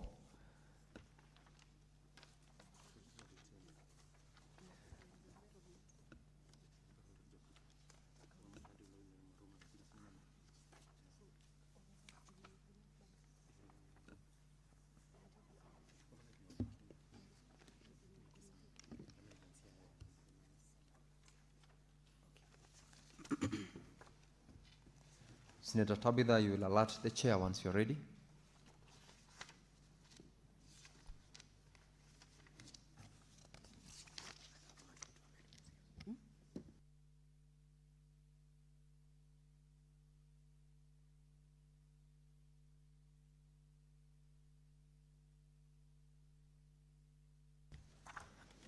Honorable Senators, we are ready to proceed. You may call the first clauses. Clauses 3 to 6. I propose the question that clauses 3 to 6 be part of the bill, and I put the question that clauses 3 to 6 be part of the bill. Division at the end. Next. Clause 7. I propose the question that clause 7 be part of the bill, and call upon Senator Tabitha Mutinda on behalf of the Chairperson Standing Committee on Finance and Budget to move the proposed amendments. Chair, I beg to move that clause 7 be amended as per the order paper. I now propose the question that clause 7 be deleted, and I put the question that clause 7 be deleted. Division at the end. Next set of clauses. Clauses 8 to 11. I propose the question that clauses 8 to 11 be part of the bill, and I put the question that clauses 8 to 11 be part of the bill. Division at the end. Next. Clause 12. I propose the question that clause 12 be part of the bill, and call upon Senator Tabitha to move the proposed amendments. I beg to move that clause 12 be amended as per the order paper. I propose the question that clause 12 be amended as proposed, and I put the question that clause 12 be amended as proposed. Division at the end. Next. Clause 13. I propose the question that clause 13 be part of the bill, and call upon Senator Tabitha Mutinda to move the proposed amendments. Chair, I beg to move that clause 13 be amended as per the order paper. I now propose the question that clause 13 be amended as proposed, and I put the question that clause 13 be amended as proposed. Division at the end. Clauses Next. 14 to 20.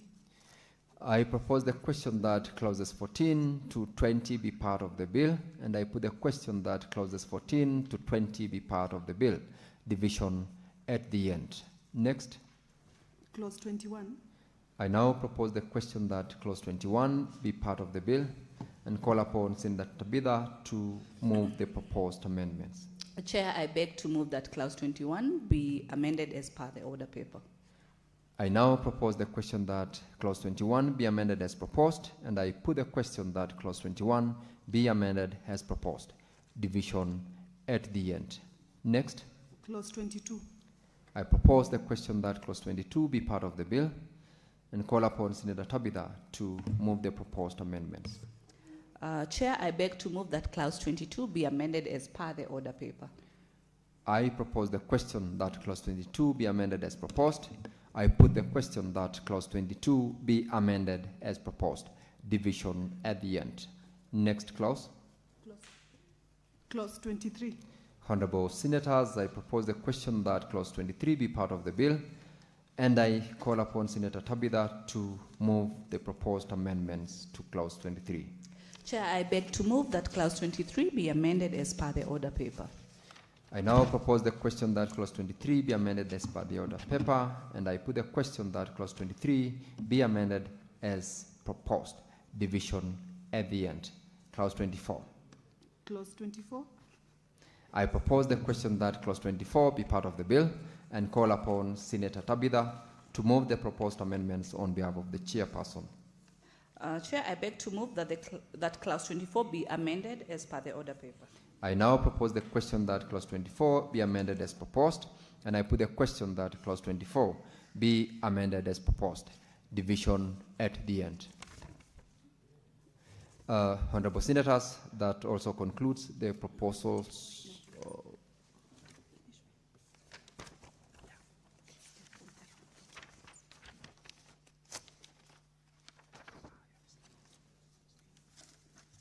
Sorry, honorable members, we still have got a few others which we will need to deal with.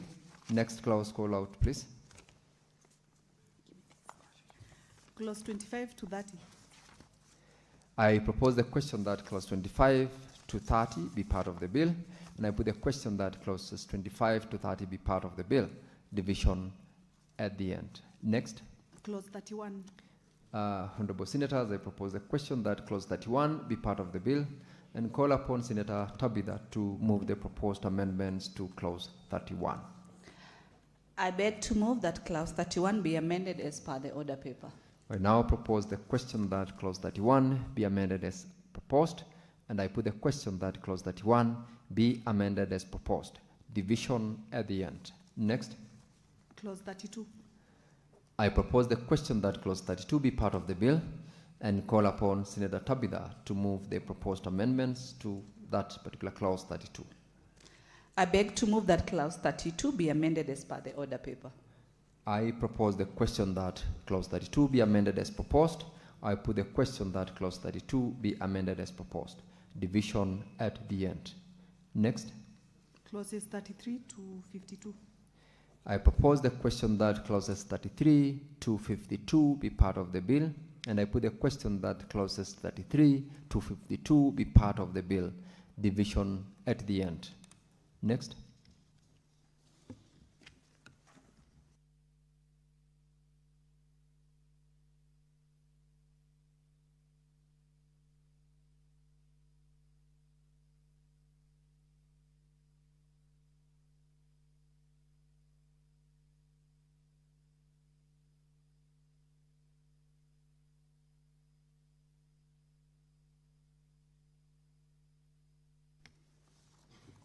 New clause 40A. I will call upon Senator Tabitha to move the proposal to introduce new clause 40A. Mr. Speaker, I beg to move that the new clause 40A be now read a second time. I now propose the question that new clause 40A be now read a second time, and I put the question that new clause 40A be now read a second time. Division at the end. Clauses Next. 2, the title, and clause 1. I propose the question that clauses 2, the title, and clause 1 be part of the bill, and I put the question that clause 2, the title, and clause 1 be part of the bill. Division at the end. The Honorable Senators, that concludes the proposal to amendments to the Public Audit Amendment Bill, National Assembly Bills number 4 of 2024. We shall now move to the next one.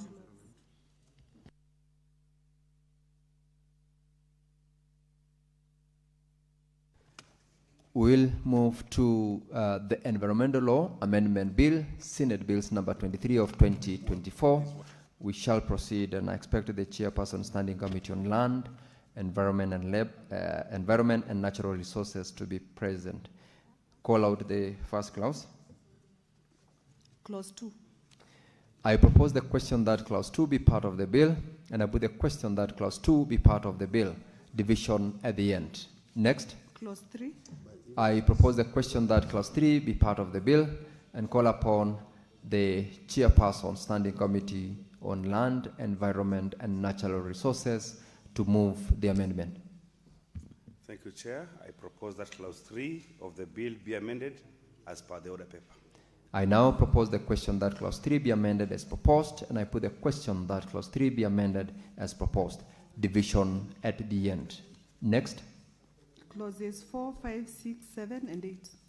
I propose the question that clauses 4, 5, 6, 7, and 8 be part of the bill, and I put the question that clauses 4, 5, 6, 7, and 8 be part of the bill. Division at the end. Next. The title. I propose the question that the title be part of the bill, and I call upon Senator Maruma to move the proposed amendments to the title. Chair, I move that the long title of the bill be amended as per the order paper. I now propose the question that the title be amended as proposed, and I put the question that the title be amended as proposed. Division at the end. Next. Clause 1. I propose the question that clause 1 be part of the bill, and I put the question that clause 1 be part of the bill. Division at the end. Honorable Senators, that brings us to a conclusion on that bill. That is the Environment Law Amendment Bill, Senate Bills number 23 of 2024.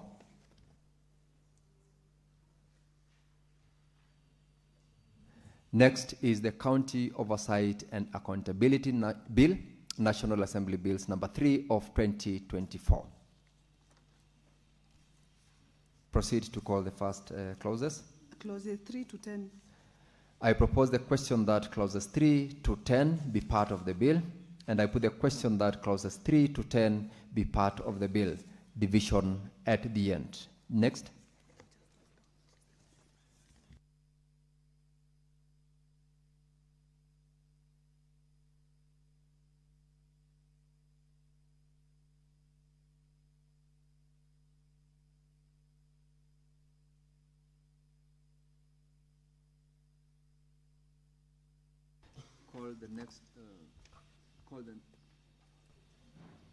Call the next clause.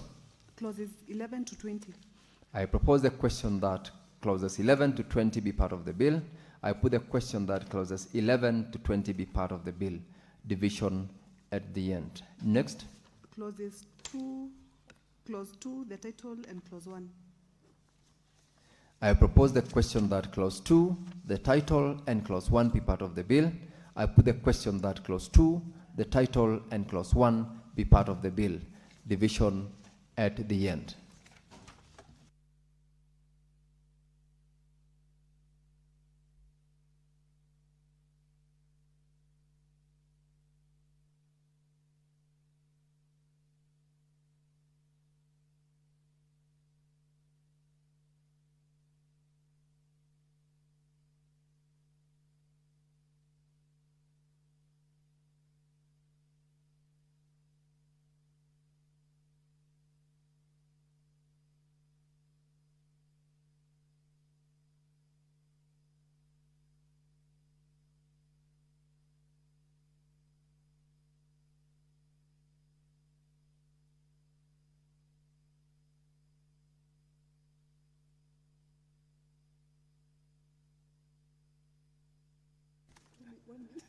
Sergeant at Arms, could you please ring the quorum bell for 3 minutes?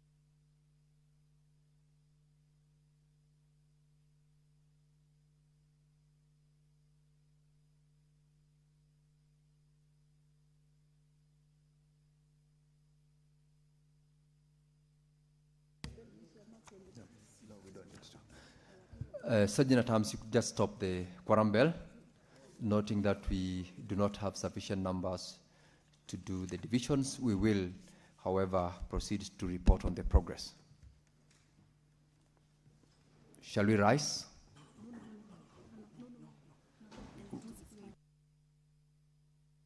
Wait, Sergeant at Arms.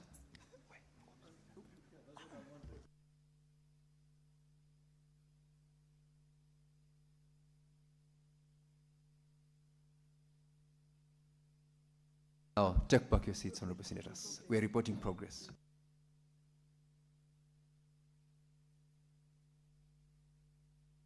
Good. So, but we don't have the movers like. Sorry.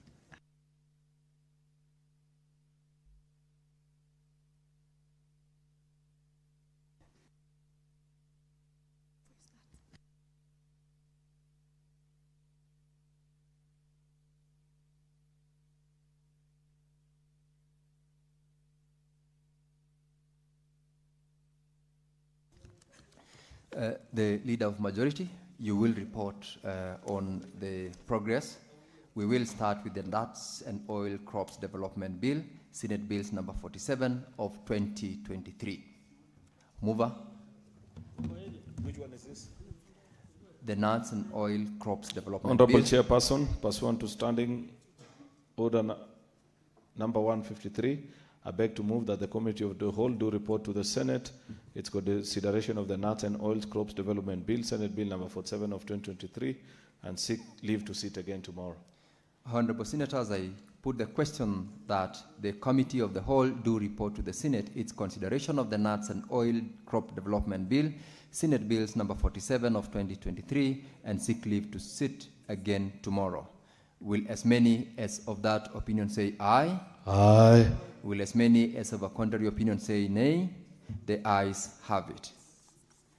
Next is the Heritage and Museums Bill, Senate Bills number 8 of 2023. Mover. Honorable Chairperson, pursuant to Standing Order number 153, I beg to move that the Committee of the Whole do report to the Senate its consideration of the Heritage and Museums Bill, Senate Bill number 8 of 2023, and seek leave to sit again tomorrow. I put the question that the Committee of the Whole do report to the Senate its consideration of the Heritage and Museums Bill, Senate Bills number 8 of 2023, and seek leave to sit again tomorrow. Will as many as of that opinion say aye? Aye. Will as many as of a contrary opinion say nay? The ayes have it. Next is the Statutory Instruments Amendment Bill, Senate Bills number 10 of 2024. Leader of Majority. Move up, proceed. Honorable Chairperson, pursuant to Standing Order number 153, I beg to move that the Committee of the Whole do report to the Senate its consideration of the Statutory Instruments Bill number 10 of 2024 and seek leave to sit again tomorrow. I now put the question that the Committee of the Whole do report to the Senate its consideration of the Statutory Instruments Amendment Bill, Senate Bills number 10 of 2024, and seek leave to sit again tomorrow. Will as many as of that opinion say aye? Aye. Will as many as of a contrary opinion say nay? The ayes have it. Order, Senator Veronica. Next is the Environment Laws Amendment Bill, Senate Bills number 23 of 2024. Mover.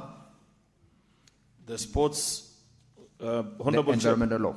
Sorry? The bill is the Environment Laws Amendment Bill, Senate Bills number 23 of 2024. Correct. Honorable Chairperson, pursuant to Standing Order number 153, I beg to move that the Committee of the Whole do report to the Senate its consideration of the Environmental Laws Amendment Bill, Senate Bill number 23 of 2024, and seek leave to sit again tomorrow. I now put the question that the Committee of the Whole do report to the Senate its consideration of the Environment Law Amendment Bill, Senate Bills number 23 of 2024, and seek leave to sit again tomorrow. And will as many as of that opinion say aye? Aye. Will as many as of a contrary opinion say nay? The ayes have it. Senator Cherargei. Order, please. The next is the Sports Amendment number 2, Bill, Senate Bills number 45 of 2024. The mover. Honorable Chairperson, pursuant to Standing Order number 153, I beg to move that the Committee of the Whole do report to the Senate its consideration of the Sports Amendment Bill. The Senate Bills number 45 of 2024 and seek leave to sit again tomorrow. I now put the question that the Committee of the Whole do report to the Senate its consideration of the Sports Amendment number 2, Bill, Senate Bills number 45 of 2024 and seek leave to sit again tomorrow.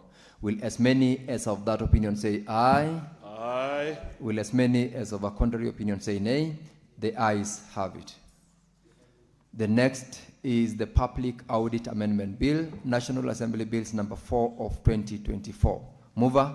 Honorable Chairperson, pursuant to Standing Order number 153, I beg to move that the Committee of the Whole do report to the Senate its consideration of the Public Audit Amendment Bill, National Assembly Bill number 4 of 2024, and seek leave to sit again tomorrow.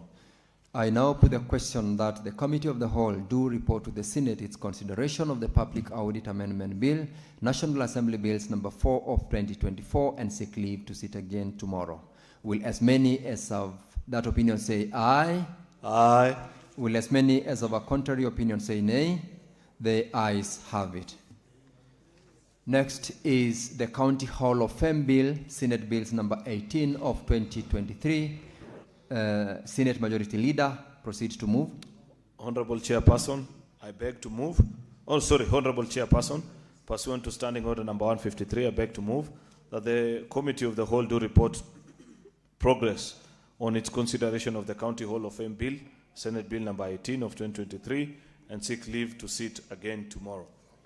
I now put the question that the Committee of the Whole do report progress on its consideration of the County Hall of Fame Bill, Senate Bills number 18 of 2023, and seek leave to sit again tomorrow. Will as many as of that opinion say aye? Aye. Will as many as of a contrary opinion say nay? The ayes have it. Next is the Public Fundraising Appeals Bill, Senate Bills number 36 of 2024. Mover. Honorable Chairperson, pursuant to Standing Order number 153, I beg to move that the Committee of the Whole do report progress on its consideration of the Public Fundraising Appeals Bill, Senate Bill number 36 of 2024, and seek leave to sit again tomorrow. I now put the question that the Committee of the Whole do report progress on its consideration of the Public Fundraising Appeals Bill, Senate Bills number 36 of 2024, and seek leave to sit again tomorrow. Will as many as of that opinion say aye? Will as many as of that opinion say aye? Aye.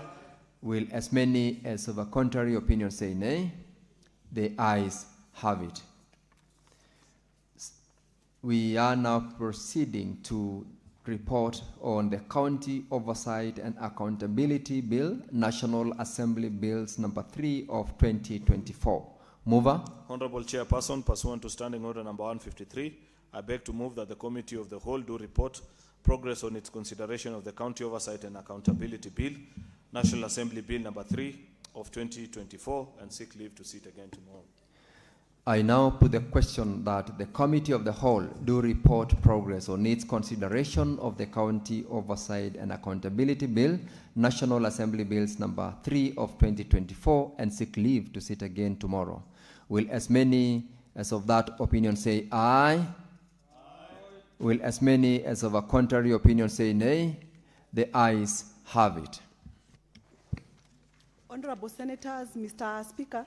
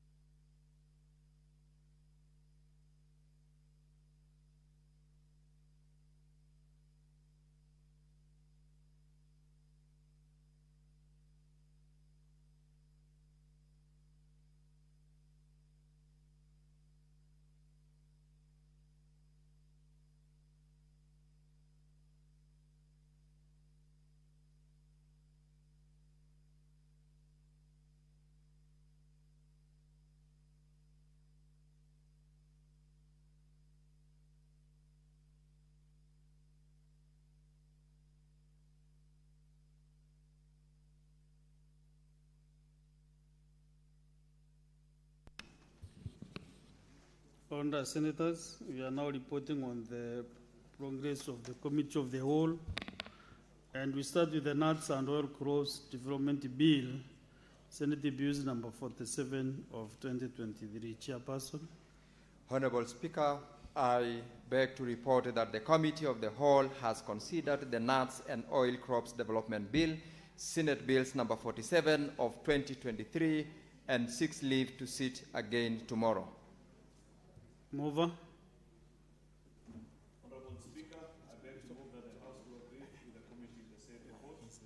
Request Senator Cherargei to second. Can you kindly start? Oh, sorry. Okay, Honorable Speaker, I beg to move that the House do agree with the committee in the said report. I request Senator Cherargei to second. Senator Samson.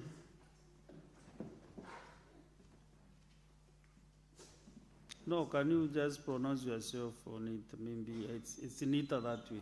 Okay. Because the answer will not see you like you bound to.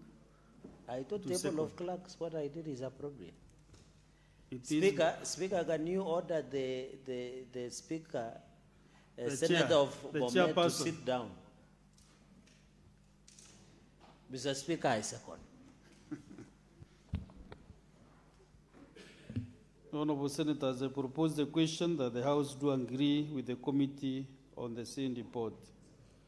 I put the question that the House do agree with the committee in the same report. As many as of the similar opinion say aye. As those of the contrary opinion say nay, the ayes have it. Now we are going to the Heritage and Museums Bill, Senate Bills number 8 of 2023. Chairperson.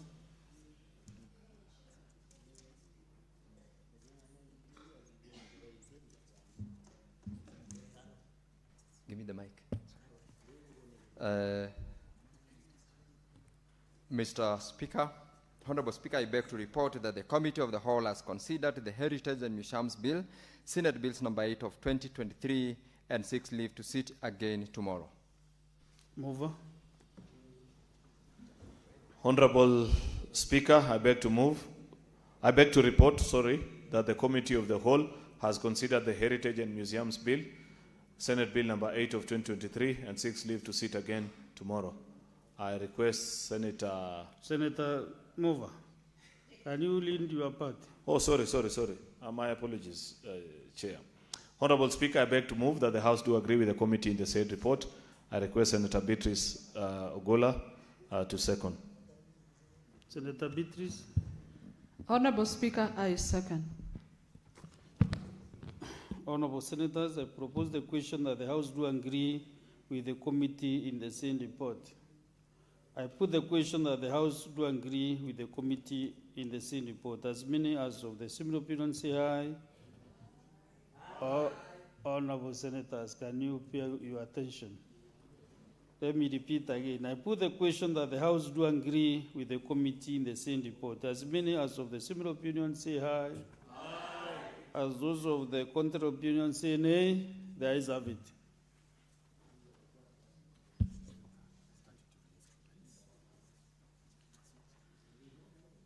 Yes, we are now on the statutory instruments amendment bill, Senate Bills number 10 of 2024. Chairperson.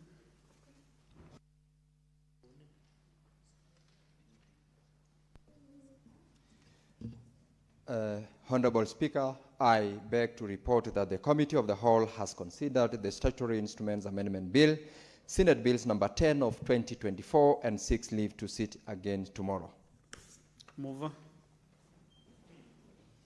Honorable Speaker, I beg to move that the House do agree with the committee in the said report. I request Senator Beatrice Ogola to second. Senator Beatrice.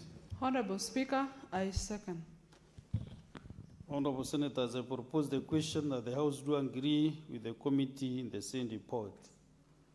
I put the question that the House do agree with the committee in the same report. As many as of the similar opinion say aye. As many as also of the contrary opinion say nay, the ayes have it.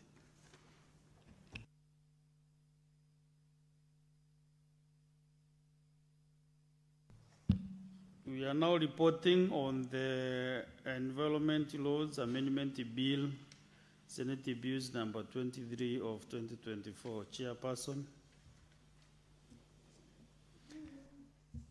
Honorable Speaker, I beg to report that the Committee of the Whole has considered the Environment Law Amendment Bill, Senate Bills number 23 of 2024, and seeks leave to sit again tomorrow. Mover.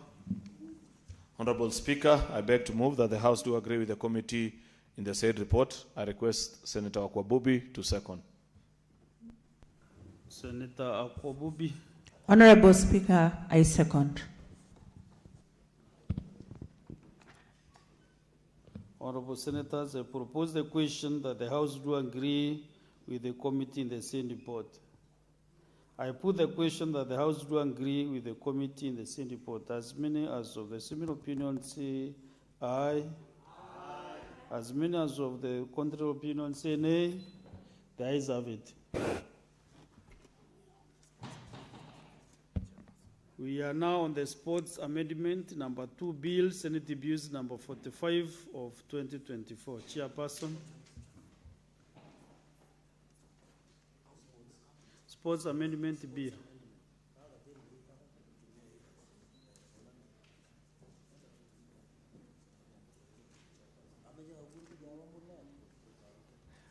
Honorable Speaker, I beg to report that the Committee of the Whole has considered the Sports Amendment number 2 Bill, Senate Bills number 45 of 2024, and seeks leave to sit again tomorrow. Mover. Honorable Speaker, I beg to move that the House do agree with the committee in the said report. I request Senator Akwabubi to second. Senator Consolata Akwabubi, whose daughter is a friend to my daughter. Go ahead. Honorable Speaker, I second. So you must know some of these things, which happen out of the corridors of these, of the power of corridors. Okay, Honorable Senators, I propose a question that the House do agree with the committee in the same report. I put the question that the House do agree with the committee in the same report. As many as of the similar opinion say aye. As many as of the contrary opinion say nay. The ayes have it.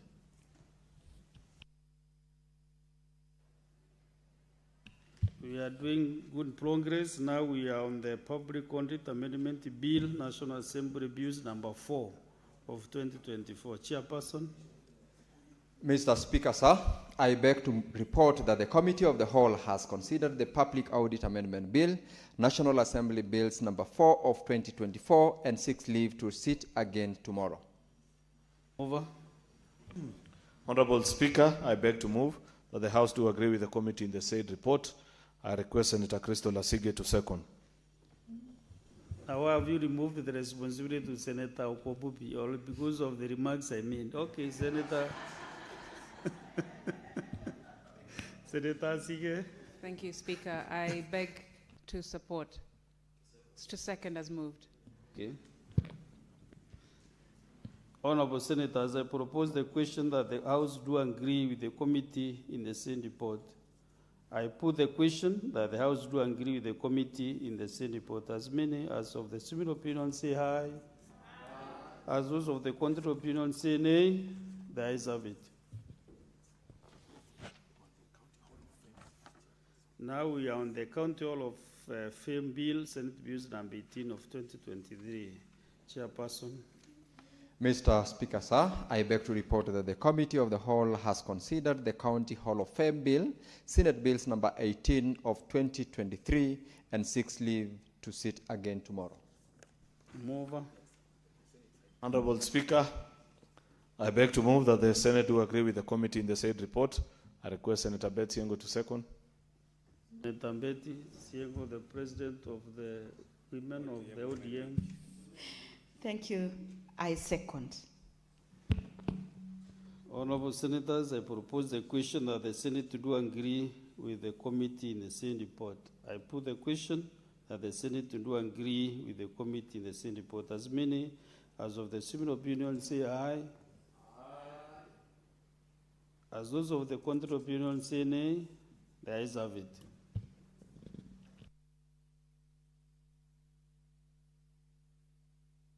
Now reporting on the Public Fundraising Abuse Bill, Senate Bills number 36 of 2024. Chairperson.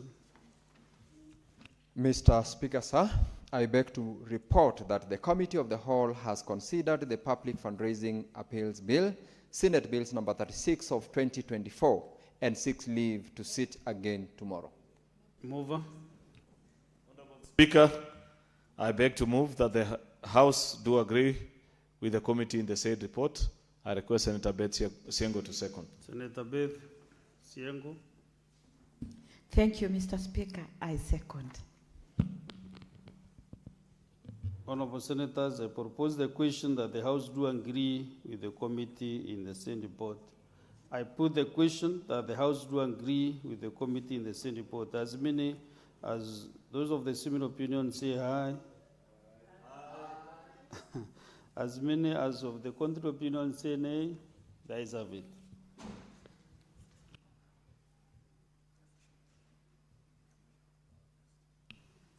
Yeah, now we are reporting on the County Oversight and Accountability Bill, National Assembly Bills number 3 of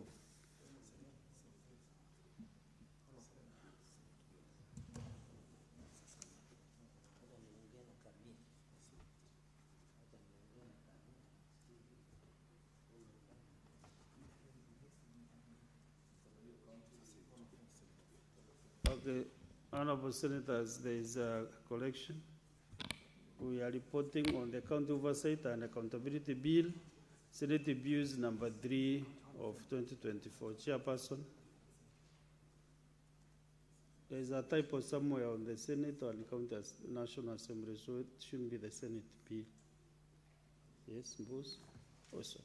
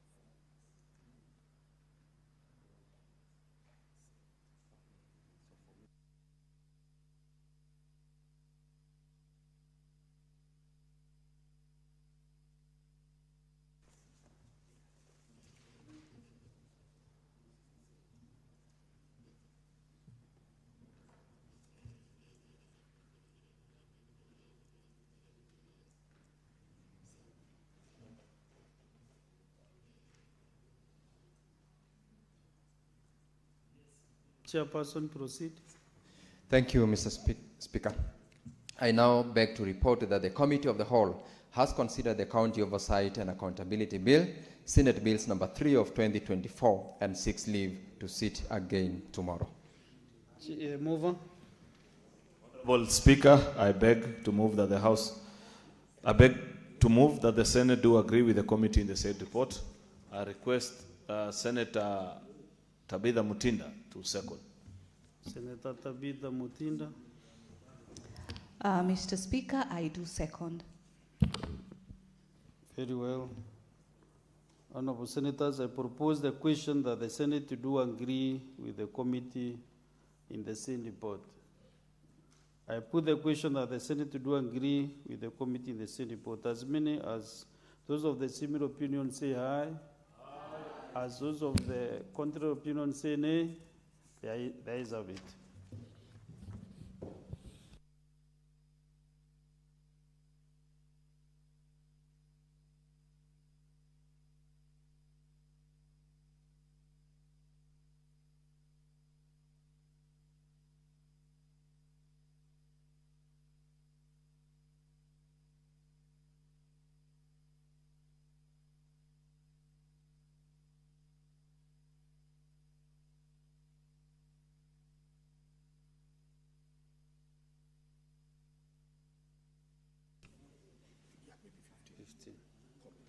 So, honorable senators, we go back to order number 7 and get few comments on the statements that were made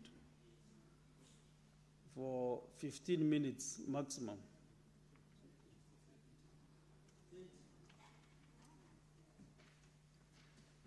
And then Senator getting an opportunity should not go more than 3 minutes.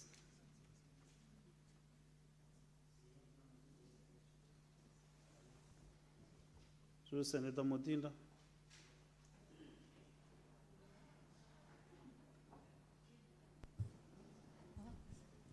Did he call me? I'm coming there. Oh. Thank you, Mr. Speaker, for the opportunity to make my brief comments. And I rise to support the statement by Senator Hamida Kibwana on the recurrent fire incidents in institutions. And before I even make my comments, Mr. Speaker, allow me to also continue passing my sincere condolences for me and my family on the loss of our beloved students, especially in the recent incidents of Utumishi Academy that took place in Gilgil, Mr. Speaker, and also affirm through the statement made by Senator Hamida Kibwana that yes, the security operators should be able to give a full report. We want to know more. We want to know what frameworks have been put and what frameworks are being followed and what is not being followed, Mr. Speaker. Because as Parliament we've done and made policies in place, legislation is there. But in terms of institutions adhering to what has been put in place, Mr. Speaker, is where the gap is. Mr. Speaker, still I want to appreciate the office of the Minister for Interior on bringing to book the culprits. We've seen today, they've been arraigned in court. But Mr. Speaker, it doesn't just end there, because over the weekend we've really seen schools, you know, different schools from different counties, young children, and you know, planning these massacres in terms of schools burning, Mr. Speaker. I've not come across a colleague, especially in this House, that has spoken about any strikes that resulted to burning of schools. Our times, and the school that I was in, that is St. Anne's Girls Kiriari in Embu, we only did strike once, Mr. Speaker, and never again did it ever took place, because what we went through in terms of discipline, Mr. Speaker, nobody could even think, leave alone try, but even the thought of coming up and doing strike, Mr. Speaker, did not occur. Mr. Speaker, as I conclude on the same, we have Article 37 of the Constitution that allows us to do what we call maandamano. But what we've also shown our kids in terms of how we come out and how properties is destroyed, damages that are caused, Mr. Speaker, we are the parents, and what we've really shown our young ones, Mr. Speaker, it's the high time.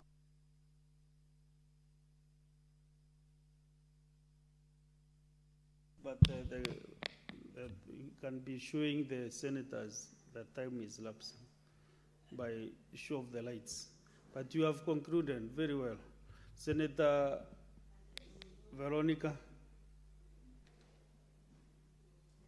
Honorable Speaker, thank you for the opportunity to give a comment on the two statements that were given by Senator Hamida, one of them being regarding Rachel Wandeto. On my own behalf and on behalf of Kenya Women Senators, I want to once again offer our deepest condolences to the family of Madam Rachel Wandeto. It left us completely shattered and grieved because of the manner in which Rachel was brutally attacked on 15th May 2026. And it's unfortunate that there is a possibility that she was attacked on the basis of a tattoo of President, which she had tattooed on herself, and therefore exhibiting the level of tolerance the attackers had against Rachel's political persuasion. That's a very, very sad thing, Honorable Speaker. And though we are waiting for investigations to be concluded, we would hope that that is not the situation we are in right now in our republic, because with the robust constitution of 2010, I do not even imagine a Kenyan thinking that they can be intolerant on a divergent political opinion, Honorable Speaker, and whoever or whichever people did this, they must know we think they are big cowards who are total losers in life, in this life, and in the next life, because this is not tolerable both here on earth and even in heaven. And there is no place in heaven for those thugs, Honorable Speaker. Imagine attacking her with acid and then dousing her with petrol or some flammable content and then setting her on fire. That is brutal, it's evil, it's almost demonic, Honorable Speaker. And we want to rebuke that and strongly condemn that attack on Rachel.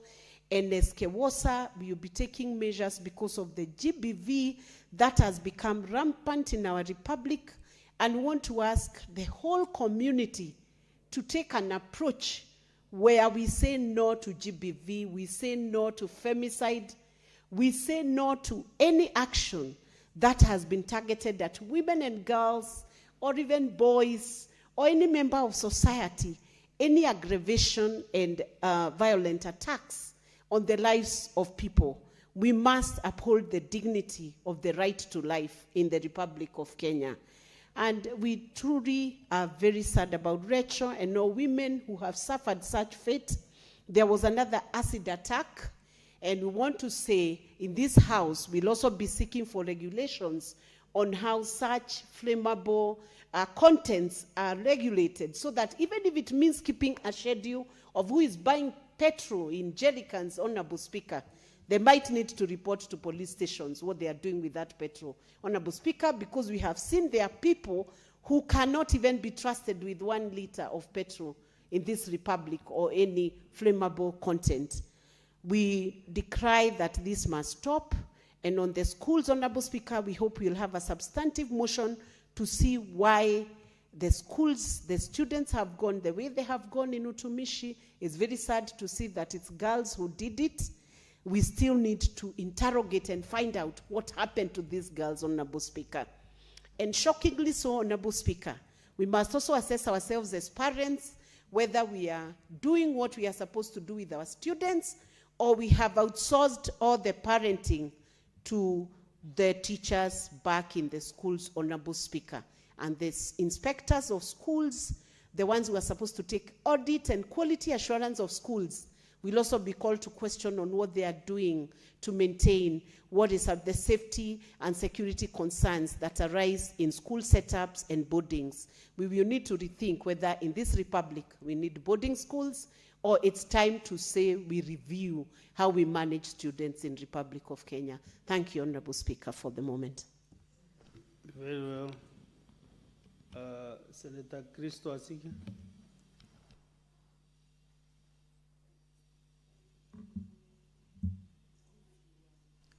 Hope my minutes are not going, Speaker. Thank you. Thank you very much, Speaker.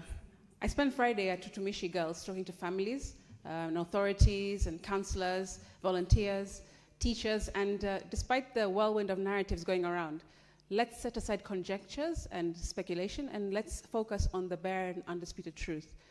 16 innocent girls perished in those flames, Speaker. That's 16 futures extinguished, 16 families that are shattered. And let's make no mistake about it. What happened must be condemned, undoubtedly. It has sent chills across the country, and everyone involved will have to answer to the law for these lost lives, and also the heart wrench that has ripped through families and survivors across the country. However dynamic and compounded the circumstances continue to become, Speaker, this is not just a one-off tragedy. This is a national failure on repeat. I'll tell you the brutal truth with the facts. Let me show you. In 1998, Bombolulu girls, 26 dead because of fire. 2001, Changuli School, 67 dead. 2017, Moi Girls High School, 10 dead. 2024, Hillside, 21 dead. And now in 2026, Utumishi Girls, 16 dead, feared to be 19, according to reports this week. Over 160 Kenyan students burned alive in school dormitories in 3 decades, Speaker. Fire after fire, recommendation after recommendation, declaration of non-compliance to schools after inspections that are ignored because they continue to remain operational because of kickbacks. While we pass blame and point fingers, Speaker, we ignore a deeper fire burning in the youth. Young people, generation after generation, not just this one, they are bold, they are empowered, and unafraid to speak. They voice discomfort, Speaker, over harsh discipline, over academic pressures, poor living conditions, peer pressure, and unaddressed student body frustrations over the decades. Yet our ministries are silent on deliberate mental health strategies, overworked and underpaid teachers, absent resident counselors, and disconnected parents. And if we've learned anything about young people, Speaker, particularly now on the 2nd anniversary of the 25th of June protests, which are coming up, it is that when you don't listen to young people, they will act. Investigations must not re-traumatize survivors. Department of Children's Services should not be invisible at this moment, because so far we've seen DCI more than them. And they should be the ones to promote the Mental Health Act, the Children's Health Act, and also the Basic Education Act in all matters to do with young people in our schools. 16 souls will never graduate, Speaker, never build careers. They'll never raise families because we failed to act on what we already know we must do. I therefore call on the CS Education to act immediately. Number 1, mandate professional health counselors in every single boarding school in a phased rollout, starting even next term, because this is urgent, Speaker. Next, fully implement and enforce all past recommendations for these kinds of incidences. Fire equipments, industry standard fire doors, accessible exits. We're talking about habitable dorms and psychological support for students in boarding schools and mixed schools, Speaker. Establish a national health fund, mental health fund for schools that does not take shortcuts like we have seen in the past in our institutions, Speaker. And also maybe require annual mental health audits for all schools with quarterly public reporting so that parents and the country at large can see how our kids' mental health is doing and strategies around it. The time for decisive, funded, monitored implementation is now, Speaker. We don't have any more time or any more lives that we can lose before we take this seriously as a country. I thank you.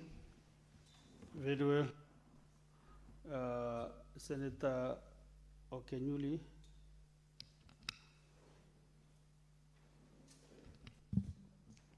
Thank you, Mr. Speaker.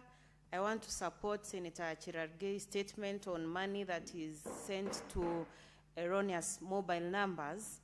Mr. Speaker, while Safaricom on their own has tried to improvise ways whereby you can get back your money, but I wish to state that most of the time, that is dragged. By the time you get to send a message, the money has already been used on the other side.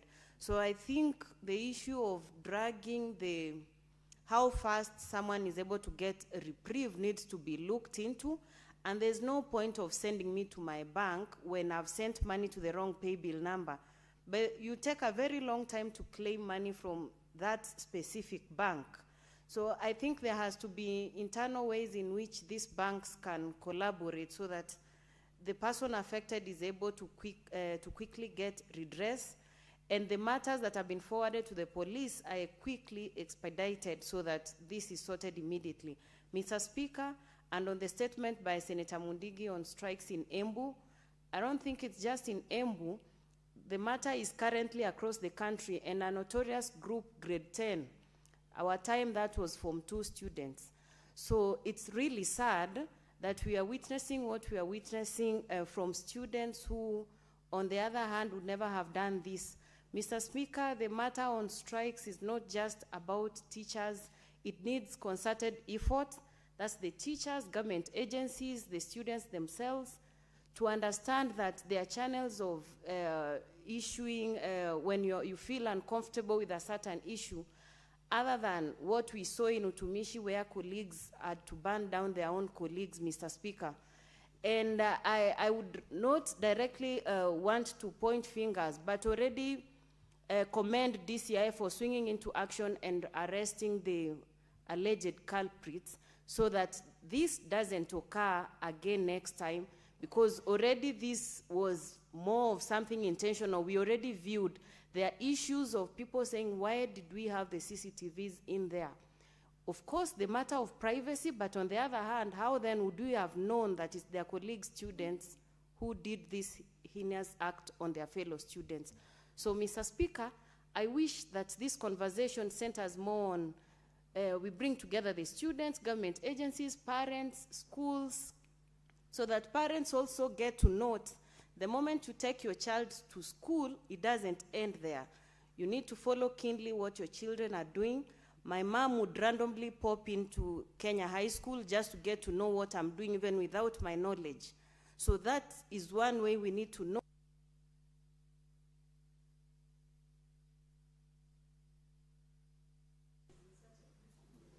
Senator Beatrice Ogora. Honorable Speaker, as I rise to support two statements here, one by nominated Senator Conslata, I want to join fellow Kenyans in condoling with the families of the girls who lost their lives in Utumishi. And secondly, Honorable Speaker, I want to congratulate the President of Kenya, Dr. William Samoei Ruto, for the successful celebration that he led in Wajir. Mr. President, you went a long way to tell all Kenyans and to the world that all Kenyans belong. That we had a successful celebration in Wajir, and we saw the kind of development that took part there. We want to assure Kenyans that we have a president who considers all areas of this republic, and like other people who feel that they belong more than the others. And soon we will be demonstrating to them that we are a number and we believe in the same. Honorable Speaker, I support Senator Conslata's statement, especially on the delayed payments by NEC. Honorable Speaker, I've been a teacher, and I know what it means for a teacher to leave their families over the holidays to go and sit and sleep in a dormitory somewhere in some schools marking examinations. Honorable Speaker, we'll be asking that this committee go ahead to ensure that the Kenya National Examination Council have the monies that are due to teachers as teachers go to mark examinations, so that as soon as they are through with the marking of exams, they are paid as they leave those marking centers. Honorable Speaker, why do I say that? They have lost opportunities. They leave their families behind. There are other things those teachers could do. Honorable Speaker, we must think better in terms of the welfare of teachers in this republic if we want all the benefits that teachers give us. And secondly, Honorable Speaker, I support the statement by the Senator of Taveta, my jirani Senator Mwaruma, on the delayed opening of the portal for applications to diploma teaching courses. Honorable Speaker, teachers are a backbone in this country. Without teachers, Honorable Speaker, even you seated there as the Speaker, you'd not be here, because I believe there's a requirement for you to be a member of this House.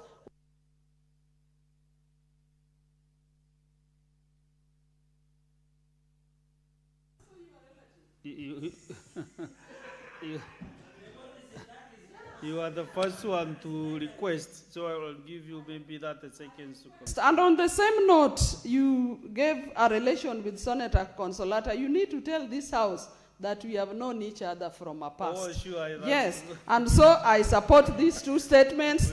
And Honorable Speaker, may the issue of teachers be looked into. Thank you, Honorable Speaker. Sorry, I did not disclose that, we have known each other for some years, but I don't want to give more details. Majority Leader, Senator Chiriot. Please. Oh, Mr. Speaker, allow me to use this opportunity to pass condolence to the families of the 16 young girls that perished in the Utumishi tragedy, Mr. Speaker, and join those that are calling for a quick conclusion of the investigations and the decisive action that has been taken this far. I believe culpability, Mr. Speaker, shouldn't end just with the young girls that I think have been presented before courts of law today. If within the school administration there are people that are found to have been complacent in their responsibilities, Mr. Speaker, then corrective action needs to be taken. Mr. Speaker, further to that, I hold a different view completely to what Senator Crystal Lasige is saying. I don't believe, Mr. Speaker, that we can be telling young people that if they are not listened to, then they will explode. Mr. Speaker, especially while we are at the same time passing a message of condolence on young people who have set a very bad precedent by burning their colleagues alive, Mr. Speaker. Mr. Speaker, that to me is akin to encouraging those young people that what they did is justifiable. Majority Leader, there is a point of order from Senator Crystal Lasige. Thank you very much, Speaker. This is just on Standing Order 105, Statement of Fact. I'm not sure, perhaps the Majority Leader did not listen to my submission in full, or perhaps when I was speaking, he was in and out. However, I did not say that we should be telling young people that if we don't listen, they will act. Those are not my words, Speaker. I would like, and the record will, the Hansard will bear me witness. That's not what I said. Not what I implied, not what I inferred, so I would like that to be kindly withdrawn so that it is not assumed that I am saying that we should give license to young people to do whatever they so wish if the adults that they are around do not listen to what they're saying. That is not what I said, Speaker. I would kindly request that to be withdrawn. Maybe Senator Crystal, you can put the record straight on what you meant. What did you say about the youngsters? That's not what I said. What I said is that if there's anything we have learned from young people over generations, I gave examples of fires that have been started back in the 90s. We can even go back to the 80s. I didn't go back that far. I started with 1991, Bombolulu girls, where kids died out because of a fire. Same thing, similar circumstances, Speaker. And I am saying that we should learn that generation after generation after generation, young people, if they are not listened to, they feel pushed to the wall to act so they can be listened to. So my call and my cry is actually that us as adults, as a government, as a parliament, as an executive, should be listening to the cries of young people before it gets to the point where they feel like they've got no other choice but to act so they can be heard. In fact, precisely, Mr. Speaker, what Senator Sige is saying is precisely what I'm saying, that I took note of the fact that you juxtapositioned your argument, which you have just repeated on the floor, with your message of condolence. And the inference then is that because those young people are not listened to, they did what they did, which I find, Mr. Speaker, that we need to teach our young people to know that despite the fact that what you want is not accorded to you at a particular time, violence is never an option, Mr. Speaker. Yet, Mr. Speaker, what I hear many people say out there is that, oh, you know, these young people, they watch politicians, they watch demonstrations, and therefore they are doing all these things that are being done to. We must be resolute, Mr. Speaker, in our message and unequivocal that violence is never an option to resolving anything. And we can never, Mr. Speaker, appear to be entertaining any thoughts of, you know, I hear people sometimes hero worship the silly things and the unfortunate things that happened in the Parliament of Kenya on the 25th of June. No responsible leader can ever look at any young person in the face and tell them that what they did was right. We grew up, Mr. Speaker. We were young people also. We were dissatisfied with various things that were happening in society. I never sought to ban any institution, not my high school, not my university, not the parliament that existed in that particular day. And that is a message that we must repeat to everybody, Mr. Speaker, so that people are quite clear that being dissatisfied with things as they are, Mr. Speaker, taking the route of being violent is never an option. And therefore, Mr. Speaker, I thought that we need to make that clear. I thank you, Mr. Speaker. Senator Chalge. Thank you, Mr. Speaker. Mr. Speaker, there is a statement that was raised by, Mr. Speaker, you need to protect me from Senator Crystal. Senator Crystal is not interrupting you in any manner, Senator Chalge, and I'm afraid, why do you feel you need protection from Senator Chalge, Crystal Asige? And you know she's amorous, she can't do anything to you. She's a very nice lady, a very profuse musician. Mr. Speaker, you know too much, but let me proceed to do the following. I've seen statement by Senator Okiya Omtata about affordable housing. Mr. Speaker, it is very unfortunate that leaders of our nature continue to misinform the public. Mr. Speaker, this flagship project of affordable housing under President William Ruto's tenure is one of the best. Looking at Article 43, right to housing is a dignity to each and every Kenyan, Mr. Speaker. The fact that the government is intending to build houses of 273,000 housing units in the country is very critical.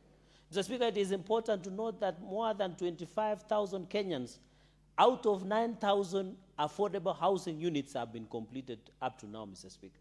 We are looking at the projection that 1 million Kenyans will have access to affordable housing projects in this country, Mr. Speaker. And 330,000 jobs has been created in this country, Mr. Speaker. So it is very important, even if you want to score political points, Mr. Speaker, it is unfortunate that such statement can come to the floor of the House, because affordable housing is trying to bring dignity, is trying to bring honor to many Kenyans who live in slums. This is slum upgrading, Mr. Speakers. And every county, for the first time in 47 counties, every county, including Meru, Nandi, even in Busia, where Senator Okiya comes from, in fact, Senator Okiya has 5 affordable housing programs. Busia ATC, Funyula affordable housing, Nasewa affordable housing program that is ongoing, Mr. Speaker. So we must be honest to this country. Finally, Mr. Speaker, on Rachel Wandeto, it's very unfortunate. The banning of Rachel Wandeto, Mr. Speaker, for drawing a tattoo on herself of President William Ruto is a threat to political freedom. And that is the consequence of tribal head rhetoric by former impeached Deputy President, Mr. Speaker. People take it casually. Mr. Speaker, the fact that he continues to preach negative tribal ethnicity in this country is threatening freedom of expression, Mr. Speaker. It must be called out, and I send my deepest condolences. I thank the Kawasa for standing with her, Mr. Speaker. Everybody has a right to express their political affiliation, whichever side you come from, Mr. Speaker. It must be. Senator Mgatana. Sorry? Who? Senator Mgatana, proceed. Thank you, Mr. Speaker. Mr. Speaker, I wanted to comment on the statement on reversals of monies from Safaricom.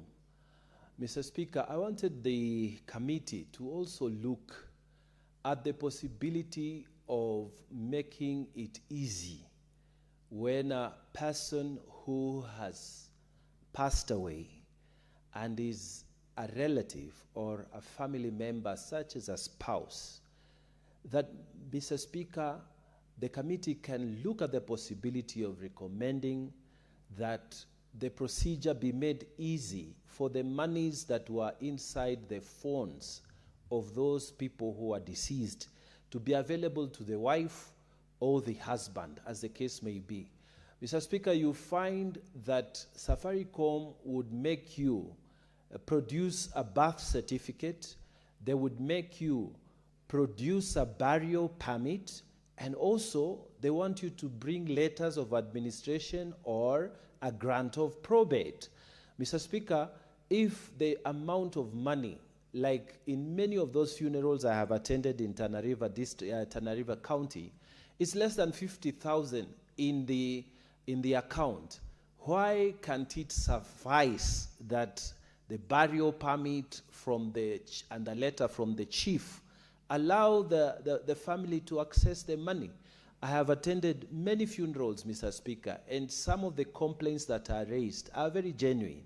I want the committee, when they are engaging in this matter, to go wider so that people from far off areas and people who have little money within the spouse or the son or daughter who has passed away, they can access this money, because all the time, Mr. Speaker, Safaricom remains with this money, and Safaricom needs to make it easier because they are collecting from all over the country, and some of their most profitable collections are from people who have less than 50,000 within their phones, Mr. Speaker. It makes no sense to ask someone to go and get a grant of probate using a lot of money by an advocate, to pay an advocate for them to just access maybe 10,000, which is inside that phone.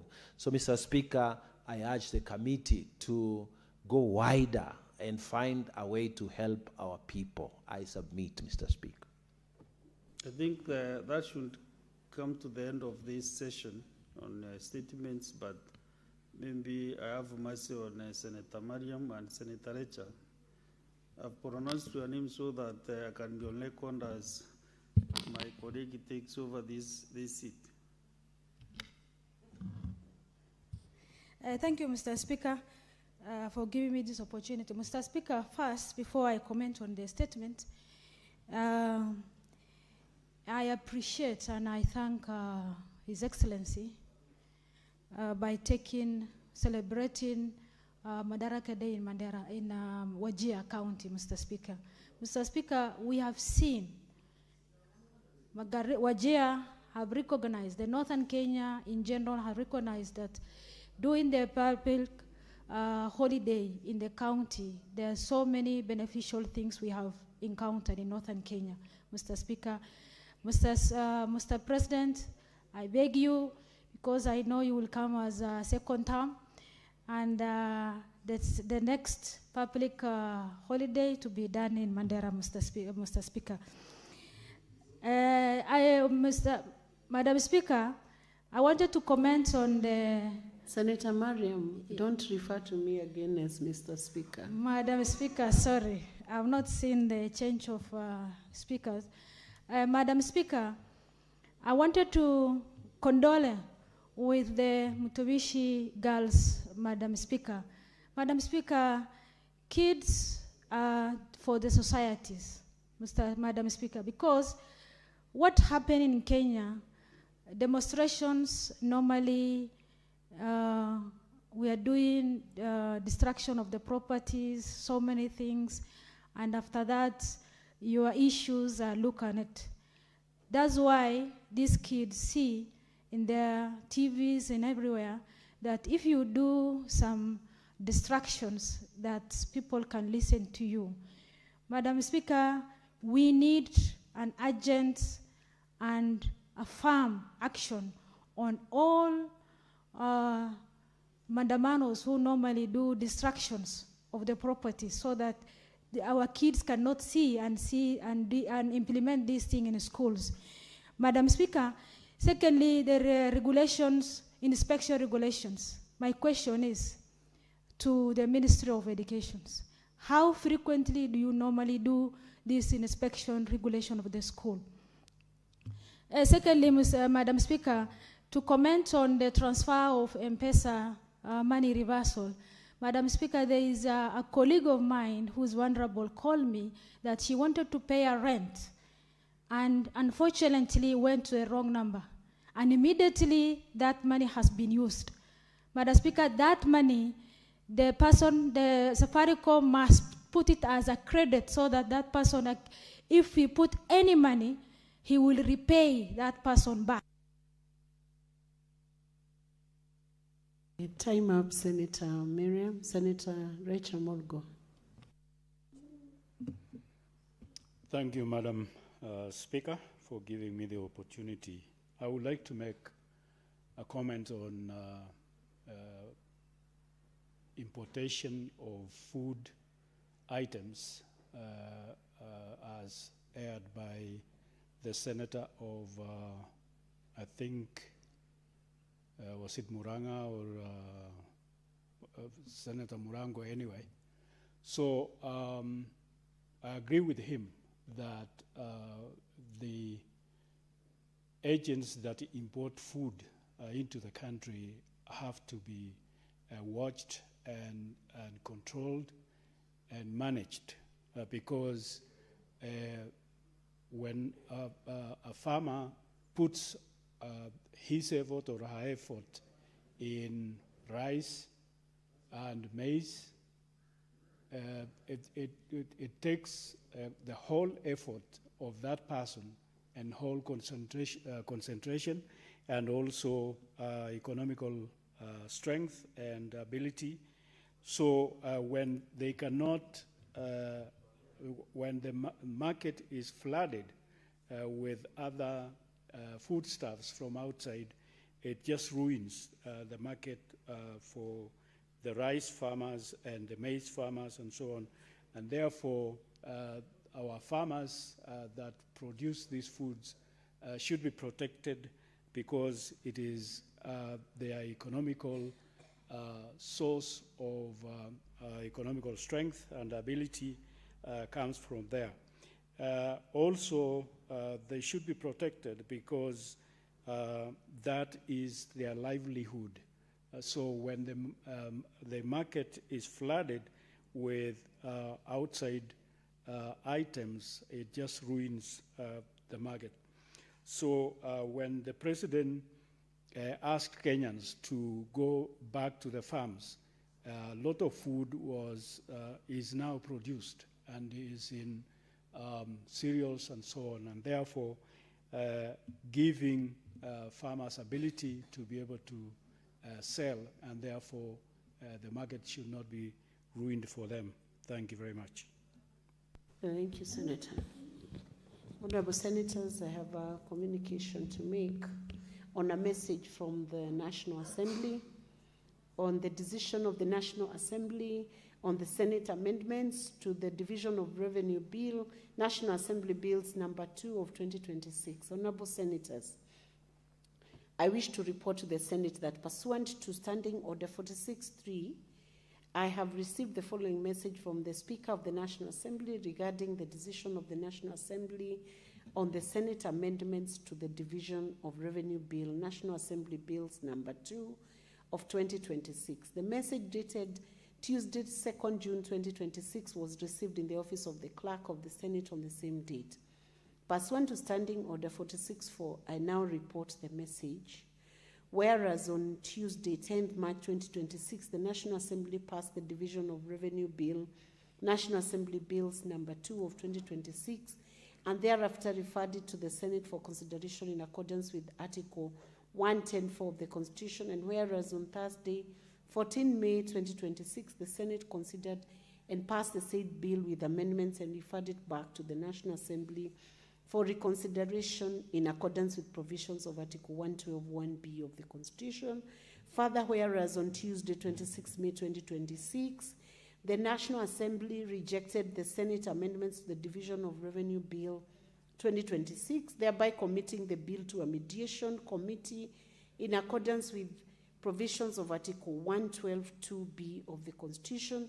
Now, therefore, in accordance with the provision of Article 112 of the Constitution and Standing Orders 41(1) and 148(b) of the National Assembly Standing Orders, I hereby convey the said decision of the National Assembly to the Senate and seek the appointment of 7 senators to a mediation committee to consider the bill in accordance with the provisions of Article 113 of the Constitution. Honorable Senators, consequent to the said decision, the Speaker of the National Assembly appointed the following members of the National Assembly to the mediation committee to consider the bill in accordance with Article 113 of the Constitution.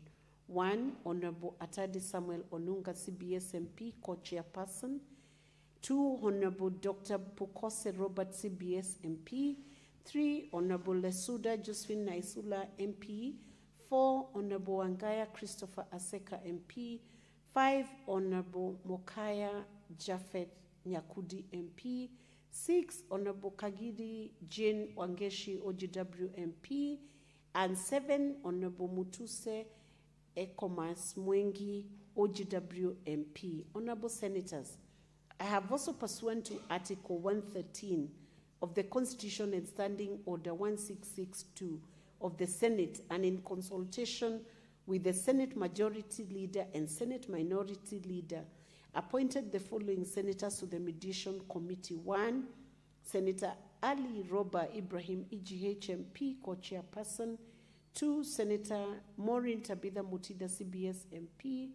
3, Senator Dr. Lelegwe Tubesi, MP. 4, Senator Chebret Kiprono Chemitei, MP. 5, Senator Ledama Olekina, CBS MP. 6, Senator Mohamed Faki Mwinyihaji, CBS MP. And 7, Senator Eddie Okech, MP. Honorable Senators, the Mediation Committee, having now been fully constituted, will embark on its consideration of the bill and attempt to develop a version that both houses will pass. I thank you.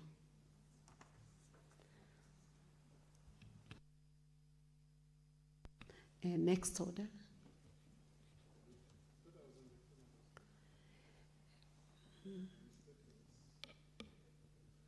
The previous speaker had given a direction on what was to be done on the statements and had named Senator Mulgo as the last person to contribute on that. So let's have the next order.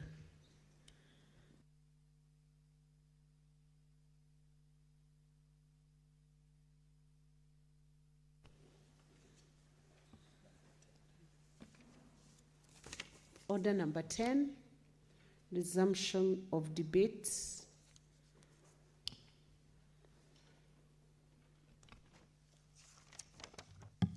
Order number 10, the Environmental Management and Coordination Amendment Bill, National Assembly Bills number 66 of 2023, second reading, resumption of debate.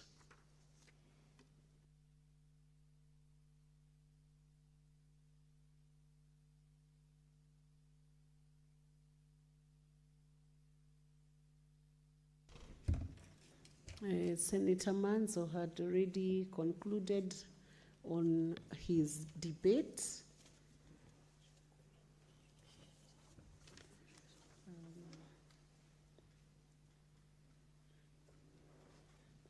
Senator Mugeni, are you still on a request on this one? Okay. So we can now, there are no more senators interested in contributing to this motion. So I'll call on the mover to reply. Senator Asige, you may proceed. Thank you very much, Speaker, for the opportunity to reply to this bill, the Environmental Management Coordination Amendment Bill. I thank all senators who were able to contribute and give their opinions and thoughts on how to enrich it even further. They are all welcome, and I look forward, Madam Speaker, to those suggestions and contributions being drafted into amendments that I hope to see tabled at the Committee of the Whole stage, which will be next. I thank you very much, and I beg to reply. I would like to request Senator Omogeni to second. Pardon me, Senator Beatrice Ogola. Oh, pardon me. You don't need to you don't need to call a seconder. Thank you. Yes. You have already replied. I beg to reply. Would you like to request the Speaker to defer the putting of the question? Thank you, Speaker. Pursuant to Standing Order 66, I would like to request that the question be put at a later date. I direct that we defer the putting of the question to a later date. Next order.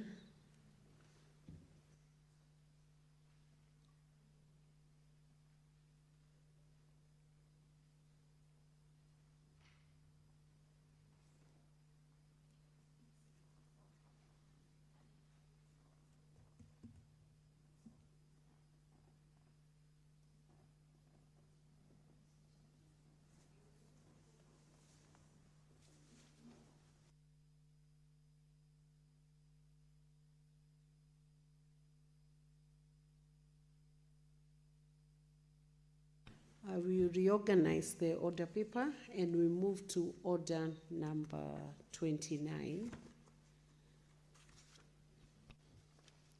Order number 29, motion, report of the Standing Committee on Health on the county oversight and networking engagements in Kitui, Makueni, and Machakos counties. Senator Mariam, on behalf of the chair of the Health Committee.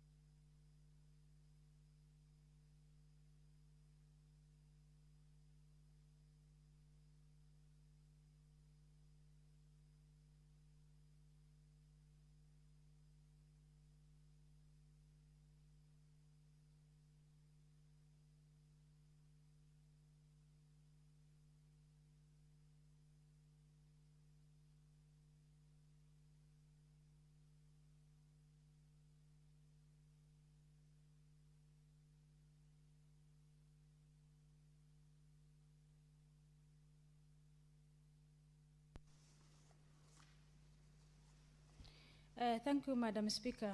Madam Speaker, I request to move the motion in amended form pursuant to Standard Order number 62. Madam Speaker, the Senate adopts the report of the Standing Committee. Senator Mariam, first you have to abide so that the Speaker can allow you to move the motion in the amended version. And I hereby now allow you to proceed and move that motion, the amended form. Thank you, Madam Speaker. Madam Speaker, the Senate adopt the report of the Standing Committee on Health, the county oversight on the network engagement in the Kitui, Makueni, Machakos, laid on the table of the Senate Thursday, 26 February 2026. Kiambu County laid on the table of the Senate on Thursday, 19 March 2026. Bungoma, Kakamega County laid on the table of the Senate on 1st of April 2026. Madam Speaker, I combine these all amend requests for the amendment because all what we have seen in the 4 counties, in the 5 counties, all are almost the same, Madam Speaker. Madam Speaker, the recommendation also, it is shown in each report of the of the visit of the each county. Madam Speaker, what we have seen in each one, most of them is about the staff motivations, which is a lack of staff shortage, which is there, which have recognized in most of the counties we have visited. Is not even the one have highlighted, because as a Senate committee, we have visited up to almost 28 counties so far. And as before the end of the sessions, we normally again do all of them until 47 counties. We have to cover 47 counties. Madam Speaker, discrepancy of the the infrastructure is there, because most of our infrastructures are installed. Because when it comes to transition from the one governors to another one, is which happened that instead of the governor coming in for transition to complete one project, he leaves or her to abandon the projects and start a new one. Most of the hospitals are abandoned because of installed projects and also unrepaid pending bills. Madam Speaker, there is an issue of also a shortage of drugs in most of the counties, which we have recognized. Because of KEMSA, fill rates is very low in terms of, because of the payments. The counties hold almost the figures, the pending bill of the KEMSA is a lot. That's why the fill rate of the KEMSA distribution of the drugs is low. But we recommend that we have given the counties a prior, that before even they request for additional drugs, they have to pay the counties, so that they have to pay rather KEMSA, so that at least they can get their medication. Madam Speaker, we normally go to the referral hospitals, but impromptu to so many dispensaries. Madam Speaker, most of dispensaries having technical staff. Dispense of the drugs is dispensed by the RCOs and the nurses. There's a staff which is shortage of staffs. Most of the staffs are not paid on due time. Motivations is low, and we urge the county government to be having impromptu solving the issue of the staff, because human resource is 90% of the hospital, of the health sector. If they are not treated well, Madam Speaker, the health sector cannot get the way it's supposed to be. Madam Speaker, we realize also the SHA claims. The SHA claims have not been paid. The SHA claim remittance, they remit, but there is a rejection, so many rejection of the claims, and later on that rejection cannot be done, redo it again because of elapse of time. And also, most of the hospital, they are saying that their financial is down because of the SHA, because they don't remit the money to the counties, their claims, and the only 90% they rely on is the SHA. If the SHA will not pay, as a committee, we have a recommendation that they have to pay within 90 days all the claims, Madam Speaker. Madam Speaker, we also realize that in the maternity hospitals, there are so many issues of maintenance of the hospitals which are normally not done, like there is no tap, there is no water in the maternity. In that scenario, that show that FIF accounts, we realize that most of the money, when the money come in as FIF, the county governor orders that the direct transfer money somewhere, because instead of using to the dispensaries, to the hospitals, they use for other purposes. Madam Speaker, we urge also the governors to be restrict. We have to restrict them so that the money for hospital to be used in the hospital, not for other purposes. Madam Speaker, in also in the side of in fact, because I'm talking of the challenges, there are also some good things we have to highlight in the hospital. Specifically, I can remember it is in Kakamega, we have realized the mortuary. They have a very nice mortuary, which they have even differentiated the sector of the hospital, of the police issues, because there are some bodies which are under investigations, which normally packed in the mortuaries. And And again, because of the numbers of the bodies, they were disposed there. And because of that, they decided to do those bodies with issues of inquiries and whatever. They put it at different thing. And there is also a mortuary for VIPs differently, and they are charged differently. And there is also a mortuary for normal people, which is the model people. So we have only seen in that hospital, because even they have increased in their revenue contribution on that sector of the mortuary side. So we urge also the county governments to do such kind of go and benchmark in the county of Kakamega, so that at least they can see how to increase their revenue on the other side. Madam Speaker, there is also machines, these equipment machines.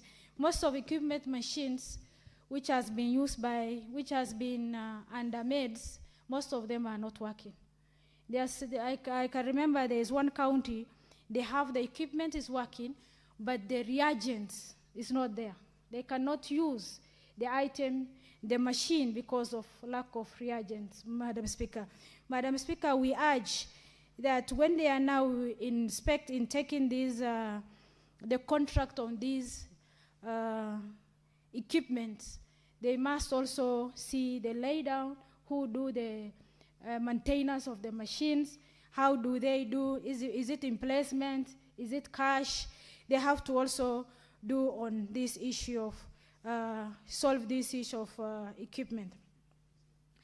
Madam Speaker, the other issue is the issue of system, information system used by the counties, by the hospital. Most of our hospitals, they're using papers, and I can remember there is one of this county which in their system showing that they have admitted women in normal delivery, 4 or 5 in their system. But if you go to the physical ward, to maternity side, today they have, that day they have, there is normal delivery almost 30. So there is a contradicting information between the system they are using and the normal, what is on the ground. So they have to also, when they wanted to automate their system, let them for the correct system, so that at least the system can take effect on what to do. Because most of this system is billions of money, which has been paid by the counties, and there must be value for money for this system they are using, Madam Speaker. Madam Speaker, we also realize that vaccination of some counties, vaccination of the child, of the children, vaccines. They do, yes, vaccines in physical, but when it comes to record, when there is a recording on the system, that in the book, if you see the record keeping on their system, on their manual, is 2 different things. So there must be also a very good, the county must also do a record keeping, so that at least there must be an issue of accountability on the record, on the data information. Madam Speaker, Madam Speaker, we also realize that there is an issue of UHC. Rather, there is a global fund staff, which is currently under the county. They are working under the county government, but they are still not paid.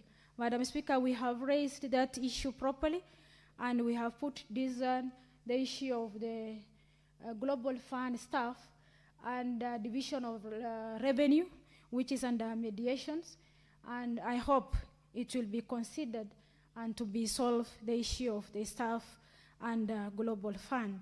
Madam Speaker, with all those remarks, I move the motion, and I request Senator Mungatana to second. Thank you, Madam Speaker.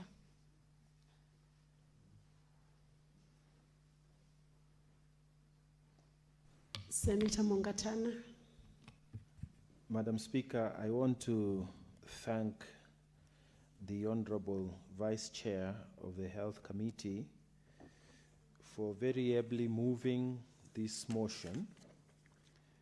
And Madam Speaker, I also want to thank the team that went out into the 3 counties of Kitui, Makueni, and Machakos. Madam Speaker, I rise to second this motion that we adopt this report on the findings that they made. Madam Speaker, the objectives of these visits is to wake up the county administration as far as health matters are concerned.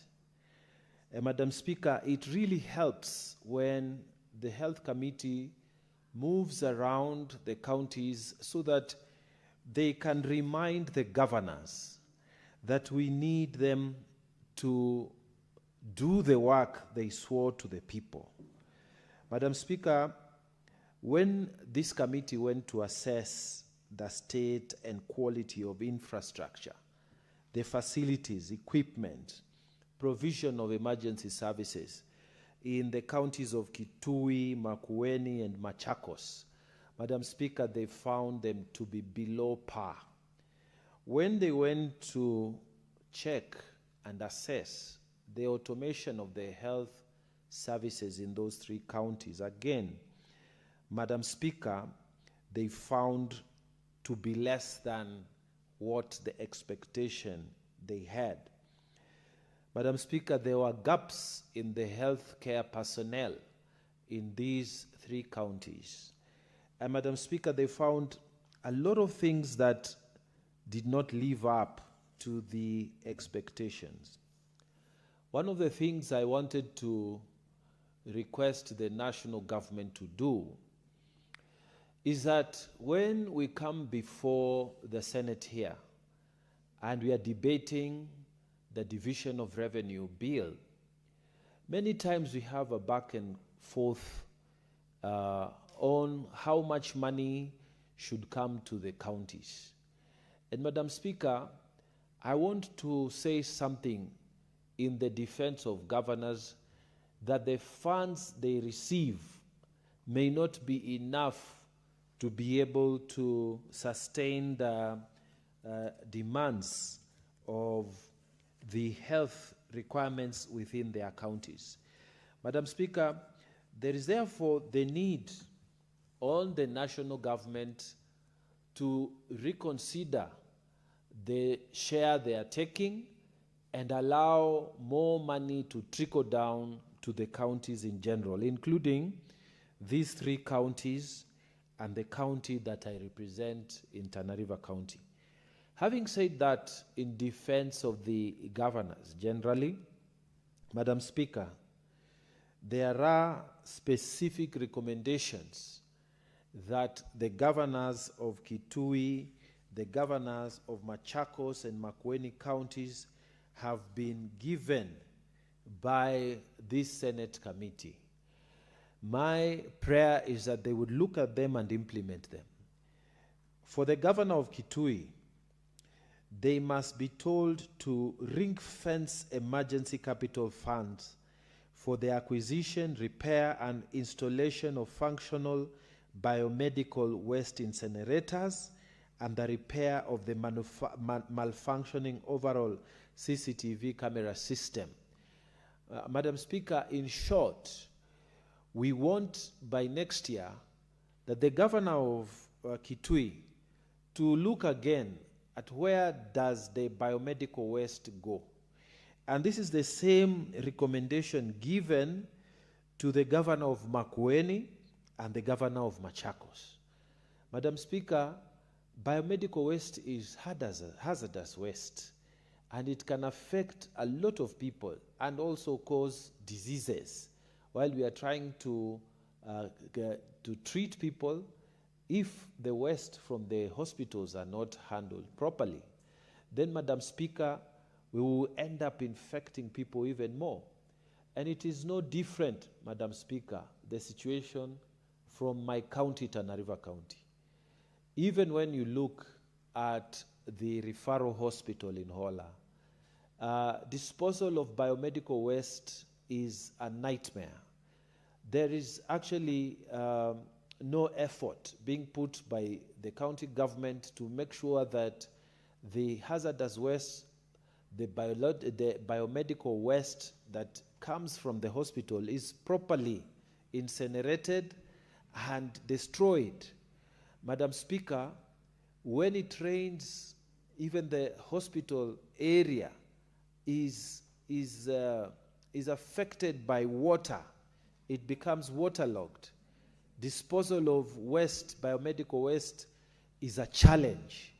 And if the referral hospital in Hola, in Tana River County, is like that, Madam Speaker, you can imagine the situation in all other lower level hospitals. Madam Speaker, I wanted to use this floor to call upon the governor, the CEC in charge of health, the chief officer in charge of health in Tana River, to do something about the disposal of biomedical waste within the counties. Just like these recommendations have been made to Makueni, Machakos, and Kitui, the same, Madam Speaker, applies in Tana River County. Madam Speaker, I would not want to take a lot of time, but these reports, Madam Speaker, ought to be served on the 3 county governments so that, Madam Speaker, the information that has been gathered by this Senate Health Committee can be applied, and next year, when they're doing the rounds, they will not find the same situation as it is. Madam Speaker, Senator with those Danson, few remarks. Senator Danson, just Yes. to bring to your attention, the motion was moved in an amended version to include Kiambu, Bungoma, and Kakamega counties. Yes, so Madam Speaker, with those very many remarks, I would want to second the motion in the amended form, and so, Madam Speaker, I beg to second. I thank you.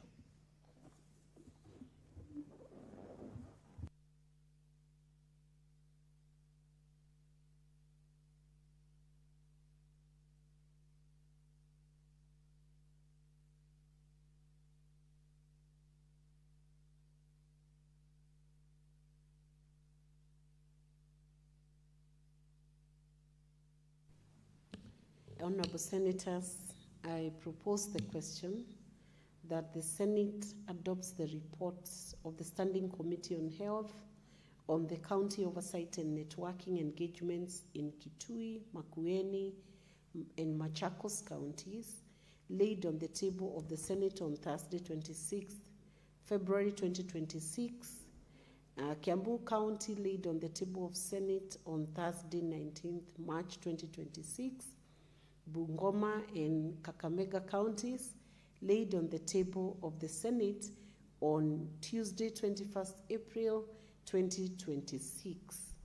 Honorable Senators, as I call you to make contributions on this motion, please note that the amended motion consolidated Agenda 29, 30, and 31 that brings into purview all the counties that I have read out in that question. Thank you.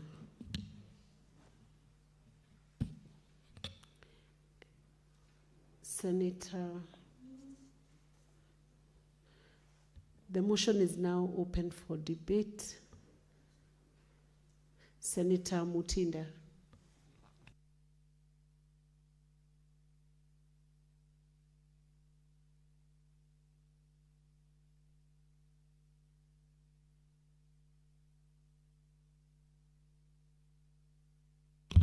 Please give her the microphone, clerk.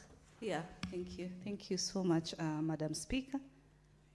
And let me really start by appreciating my committee members in our health committee, Madam Speaker, led by the chair, Senator Mandago, the vice chair, Senator Mariam, Senator Hamida Kibwana, Senator Ledamo Lekina, Senator Fokilifi Mazayo, Senator of Lamu Kamau, and yours truly, Madam Speaker, not forgetting the new senator. I say so, Madam Speaker, because as a committee, we've done oversight. And Senator Onyonka, by the way, is also a member of this committee. And we've really done our oversight very differently. I say differently because, of course, I compare with the other committees that I do serve. And everybody has a role. Everyone has a mandate in terms of the areas that they really concentrate on. Madam Speaker, as supporters of devolution, that is Senate, we've really fought for more funding to these counties, especially from where I sit in my other responsibilities. And now, when we move to the counties, we try to relate and see the allocation of 30% in the health sector versus the actual output, Mr. Speaker. But let me appreciate these counties because despite the challenges that we've come across as Senate, at least these hospitals are existing. People are able to get services from these hospitals. But these services can be bettered, Madam Speaker. I remember when we did the great county of Kiambu, just our neighbor around here. Madam Speaker, my area of focus during these oversight meetings is normally the pharmaceutical sector. And you realize there's normally a very big gap in terms of record keeping. These institutions have got computers that do not match the physical data. We have situations whereby we have pharmacies just around the hospitals. And at times, patients are directed to specific pharmacies to be able to get medication. And medication that is not cheap, Madam Speaker. When we visited Kiambu County, it was sad, Madam Speaker, to just come across about 20 young mothers under the age of 18 who had been detained in the hospital for quite some time due to lack of payment. They were so stranded they didn't know where to start. And actually we didn't move in knowing that they were there. It is actually out of our normal routine checkups that then they screamed and said, "Can you help us?" And we were like, "What's the problem?" And the problem was that they were not able to be released. Their children were also detained and stuff like that. And so when we embarked into finding a solution, it was as simple as the process. Please give her the mic. It's gone off. Thank you, Madam Speaker. All that was required was their birth certificate because they are under 18, so they don't have an ID. Birth certificate so that SHA could be able to register them, give them a unique identity, and be able to pay for them the maternity services, Madam Speaker.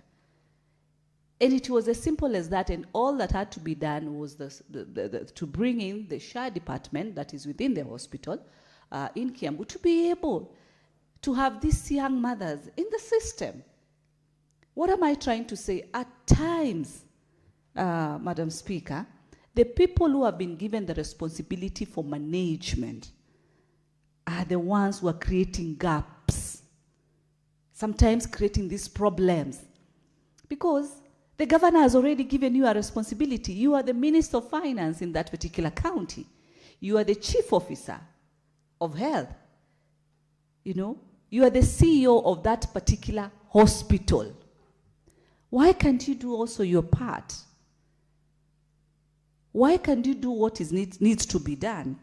But I'm happy because we were able to, sort this issue of these young mothers. They were able to be released. They went home. But does that need the intervention of the Senate for young mothers to be released from hospitals?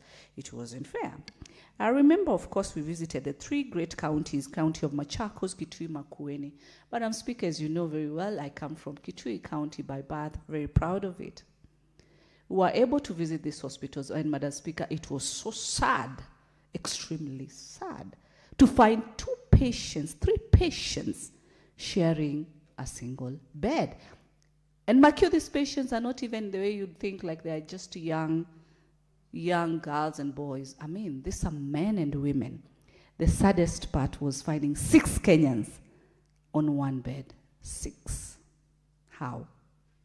3 mothers and 3 beautiful, innocent souls. They're 3 children. Of course, these mothers cannot sleep. It's very hard for a mother even to get a nap because you have to be keen. The other mother does not sleep on your baby. So 6 Kenyans in one bed.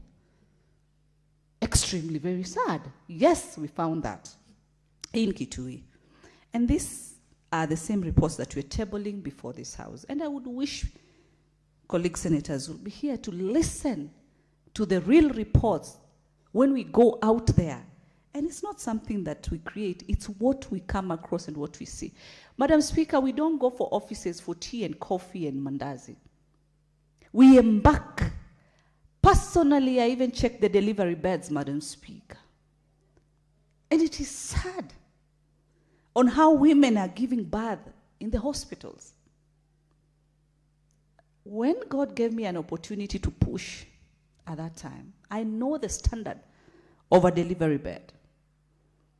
And we always, especially as the women in the health committee, we move into the delivery room.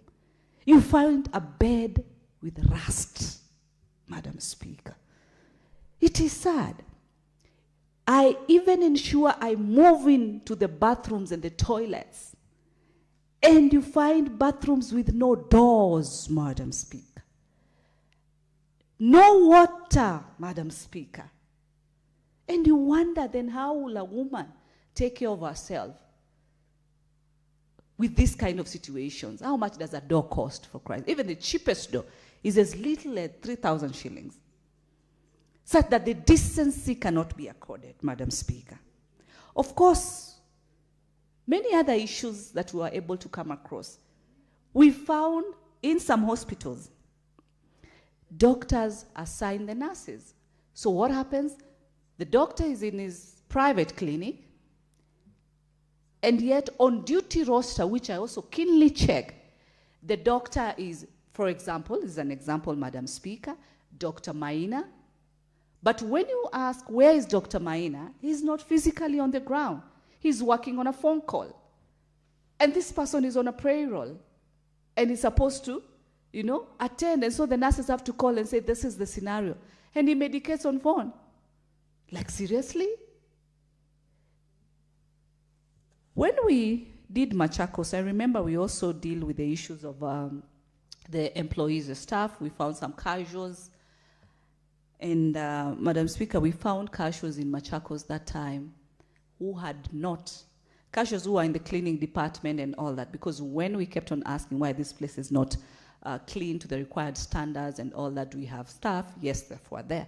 But when we engaged the staff, the morale was extremely at 0, actually negative. Why? Because the staff had not been paid for a whooping 6 months. We sought to understand from the management of the hospital why, that is Machakos Level 5 Hospital, why the casuals had not been paid for 6 months.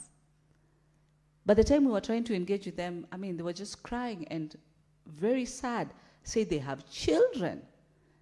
Because if they leave and abandon the work, then they will not actually be paid anything. It will be 0. They will be deemed that they never existed in the first place. It took the intervention of this Committee of Health. It took the intervention of the Committee of Health to ask the governor of Machakos to immediately pay this staff 6 months. And you can imagine how their wage is. It's not so much. And they depend on that. They have children, they have rent to pay, and basics to sustain.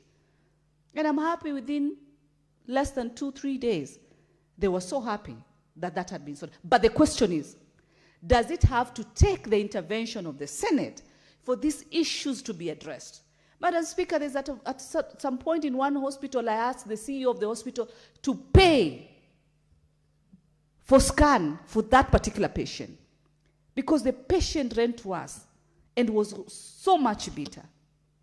So much bitter because he told the system is not working. It was not his problem. But do we have to do it like that?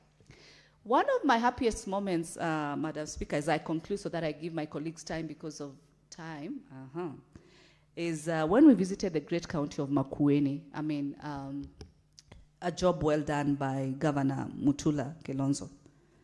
And we met a patient who needed surgery and needed a metal that needed to be installed in his system. The metal costed 200,000. The doctors were willing to do the surgery for free. The problem and the challenge was this metal was very expensive, 200,000. They didn't know what to start. You know what the Senate Committee did? The Senate Committee of Health decided to contribute the 200,000, and the governor topped up. And those are one of the proudest moments when we move and at least take responsibility of the patients willingly as a CSR. And I'm happy, I don't remember the mzee's name, but he had stayed in the hospital for 5 years, Madam Speaker. And when we heard his story, we took the initiative as the Committee of Health and says, this man must be treated. We contributed willingly, and the governor topped up, and I thank the governor of Makueni. And I believe and trust that where that mzee is, may his years be added. So we've had positives and negatives, but I want to urge, as I conclude, CEOs, CECs, chief officers on health in each and every county, the clock is ticking. Wake up and do what is right. You don't have to wait for us senators to visit the incinerators to know that the incinerator is not working. MCAs in those 47 counties, you are the first line of oversight. Before we step to the ground, do something, because we are there to ensure that the people of that county maximally get the services that they deserve. With those many and few remarks, Madam Speaker, I submit. Thank you, Senator Tabitha, for those moving remarks. Senator Ogola. Thank you, Madam Speaker. Madam Speaker, I carry it on from where my sister, Senator Tabitha, has left it. And I want to say from the word go that governors remain the CEOs of county governments.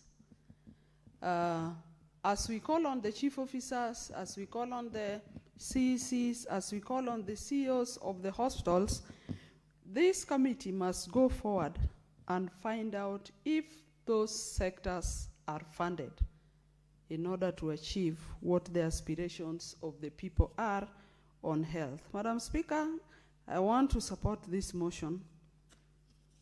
And primarily, Madam Speaker, health is key to Senate, and health is key to this House, because Kenyans decided that health was so important to them that at the time this new constitution was being put in place, Kenyans overwhelmingly voted that health be devolved. And primarily, Madam Speaker, Kenyans wanted health to be devolved because of the fact that they needed the services of health to be at the hands of their representative who they had elected, that was close to them, that would understand their plight, that would know the challenges they are going through, and would effectively deliver on the health services. Madam Speaker, I remember Senator Mungatana talking about some support points for the governors or for the county governments. And I want to say that probably the reason why a number of these functions are not performing as expected, Madam Speaker, is because at the initial moment, functions were not costed. Madam Speaker, health costs so much. We will not provide health services in this country if we have to arbitrarily give budgets to health in terms of just thinking in a county you are giving 1 billion to health. Health is a consumer of so much resources. But let's reflect on some of our dreams with the health sector. One of them is that our people require access to health services. And it is demonstrated that there must be, health services must be as close as possible to our people. That when you are sick, you want to go you want to find services so close to yourself. And that is why health was devolved. Madam Speaker, we are also looking for quality services and services that come handy in a timely way. Madam Speaker, my colleague Senator Tabitha talked about the many women and young children, newborn, that share beds in some of those households. And I want to say to some of those households and to county governments, shame on you. Shame on you that mothers, as many as 5, Madam Speaker, with their children can share beds at a time when a mother needs all the comfort, Madam Speaker. Madam Speaker, I was attending a conference just 3 days ago where there are women, Kenyan women judges, top women judges, judicial officers, and Tanzanian judges, along with parliamentarians over reproductive rights. And it was a pity, Madam Speaker, that in a regional conference, Madam Speaker, an illustration of a picture of Mama Lucy Hostel was displayed to the participants. And Madam Speaker, there were 5 women, I counted, 5 women on a bed with children. Some of them were sleeping on the floors, Madam Speaker. So when we say 5 women or 6 women sleeping on a bed, Senator Mutinda, they are not sleeping. They were seated because they cannot literally sleep. If one takes a nap, they take it in turns, that one would lay their head as they wait for another to rest, Madam Speaker. But do we even think about the welfare of those children, Madam Speaker? And so this committee must go ahead. I want to congratulate them for going round and congratulate them and encourage the health committee that please go out more to many of those counties and see what is happening. Madam Speaker, the state of maternal health must be watched in this country. The figures that we have is that out of 100,000 women giving birth in this country, we lose 351 of those women, Madam Speaker. And I keep on asking myself that why should women die while giving birth? Is it a sin to bring forth to mankind? So this committee, I want to thank you for the work that you did. Go ahead at your committee work and look intensively at maternal health care. Pay attention to the mortality rates of mothers. Pay attention to the facilities that our women have. Look at the funding of immunization. Look at family planning. Madam Speaker, from the records we have, there are times in this country when there are no family planning pills. And you know the implication of that leads to unplanned pregnancy, which leads to many other things. Madam Speaker, I'm happy in this report there's attention to perennial health care, to the issue of human resource challenges, which remain a challenge in our households. And we often see the perennial health care strikes. Madam Speaker, in this report, something caught my eye, that this committee went to a hospital and they were denied accurate neonatal mortality data. Madam Speaker, this committee should tell these officers that they are public officers working for the public and holding public documents that we must access, because it is because of those documents that we are able to make decisions for Kenyans that they are serving. And so those documents are not private documents. Honorable Senator Ogola, when we resume, you will have a balance of 14 minutes to conclude your debate. Honorable Senators, it's now 6:30 p.m., time to adjourn the House. The Senate therefore stands adjourned until tomorrow, Wednesday, 3rd June 2026 at 9:30 a.m. Thank you.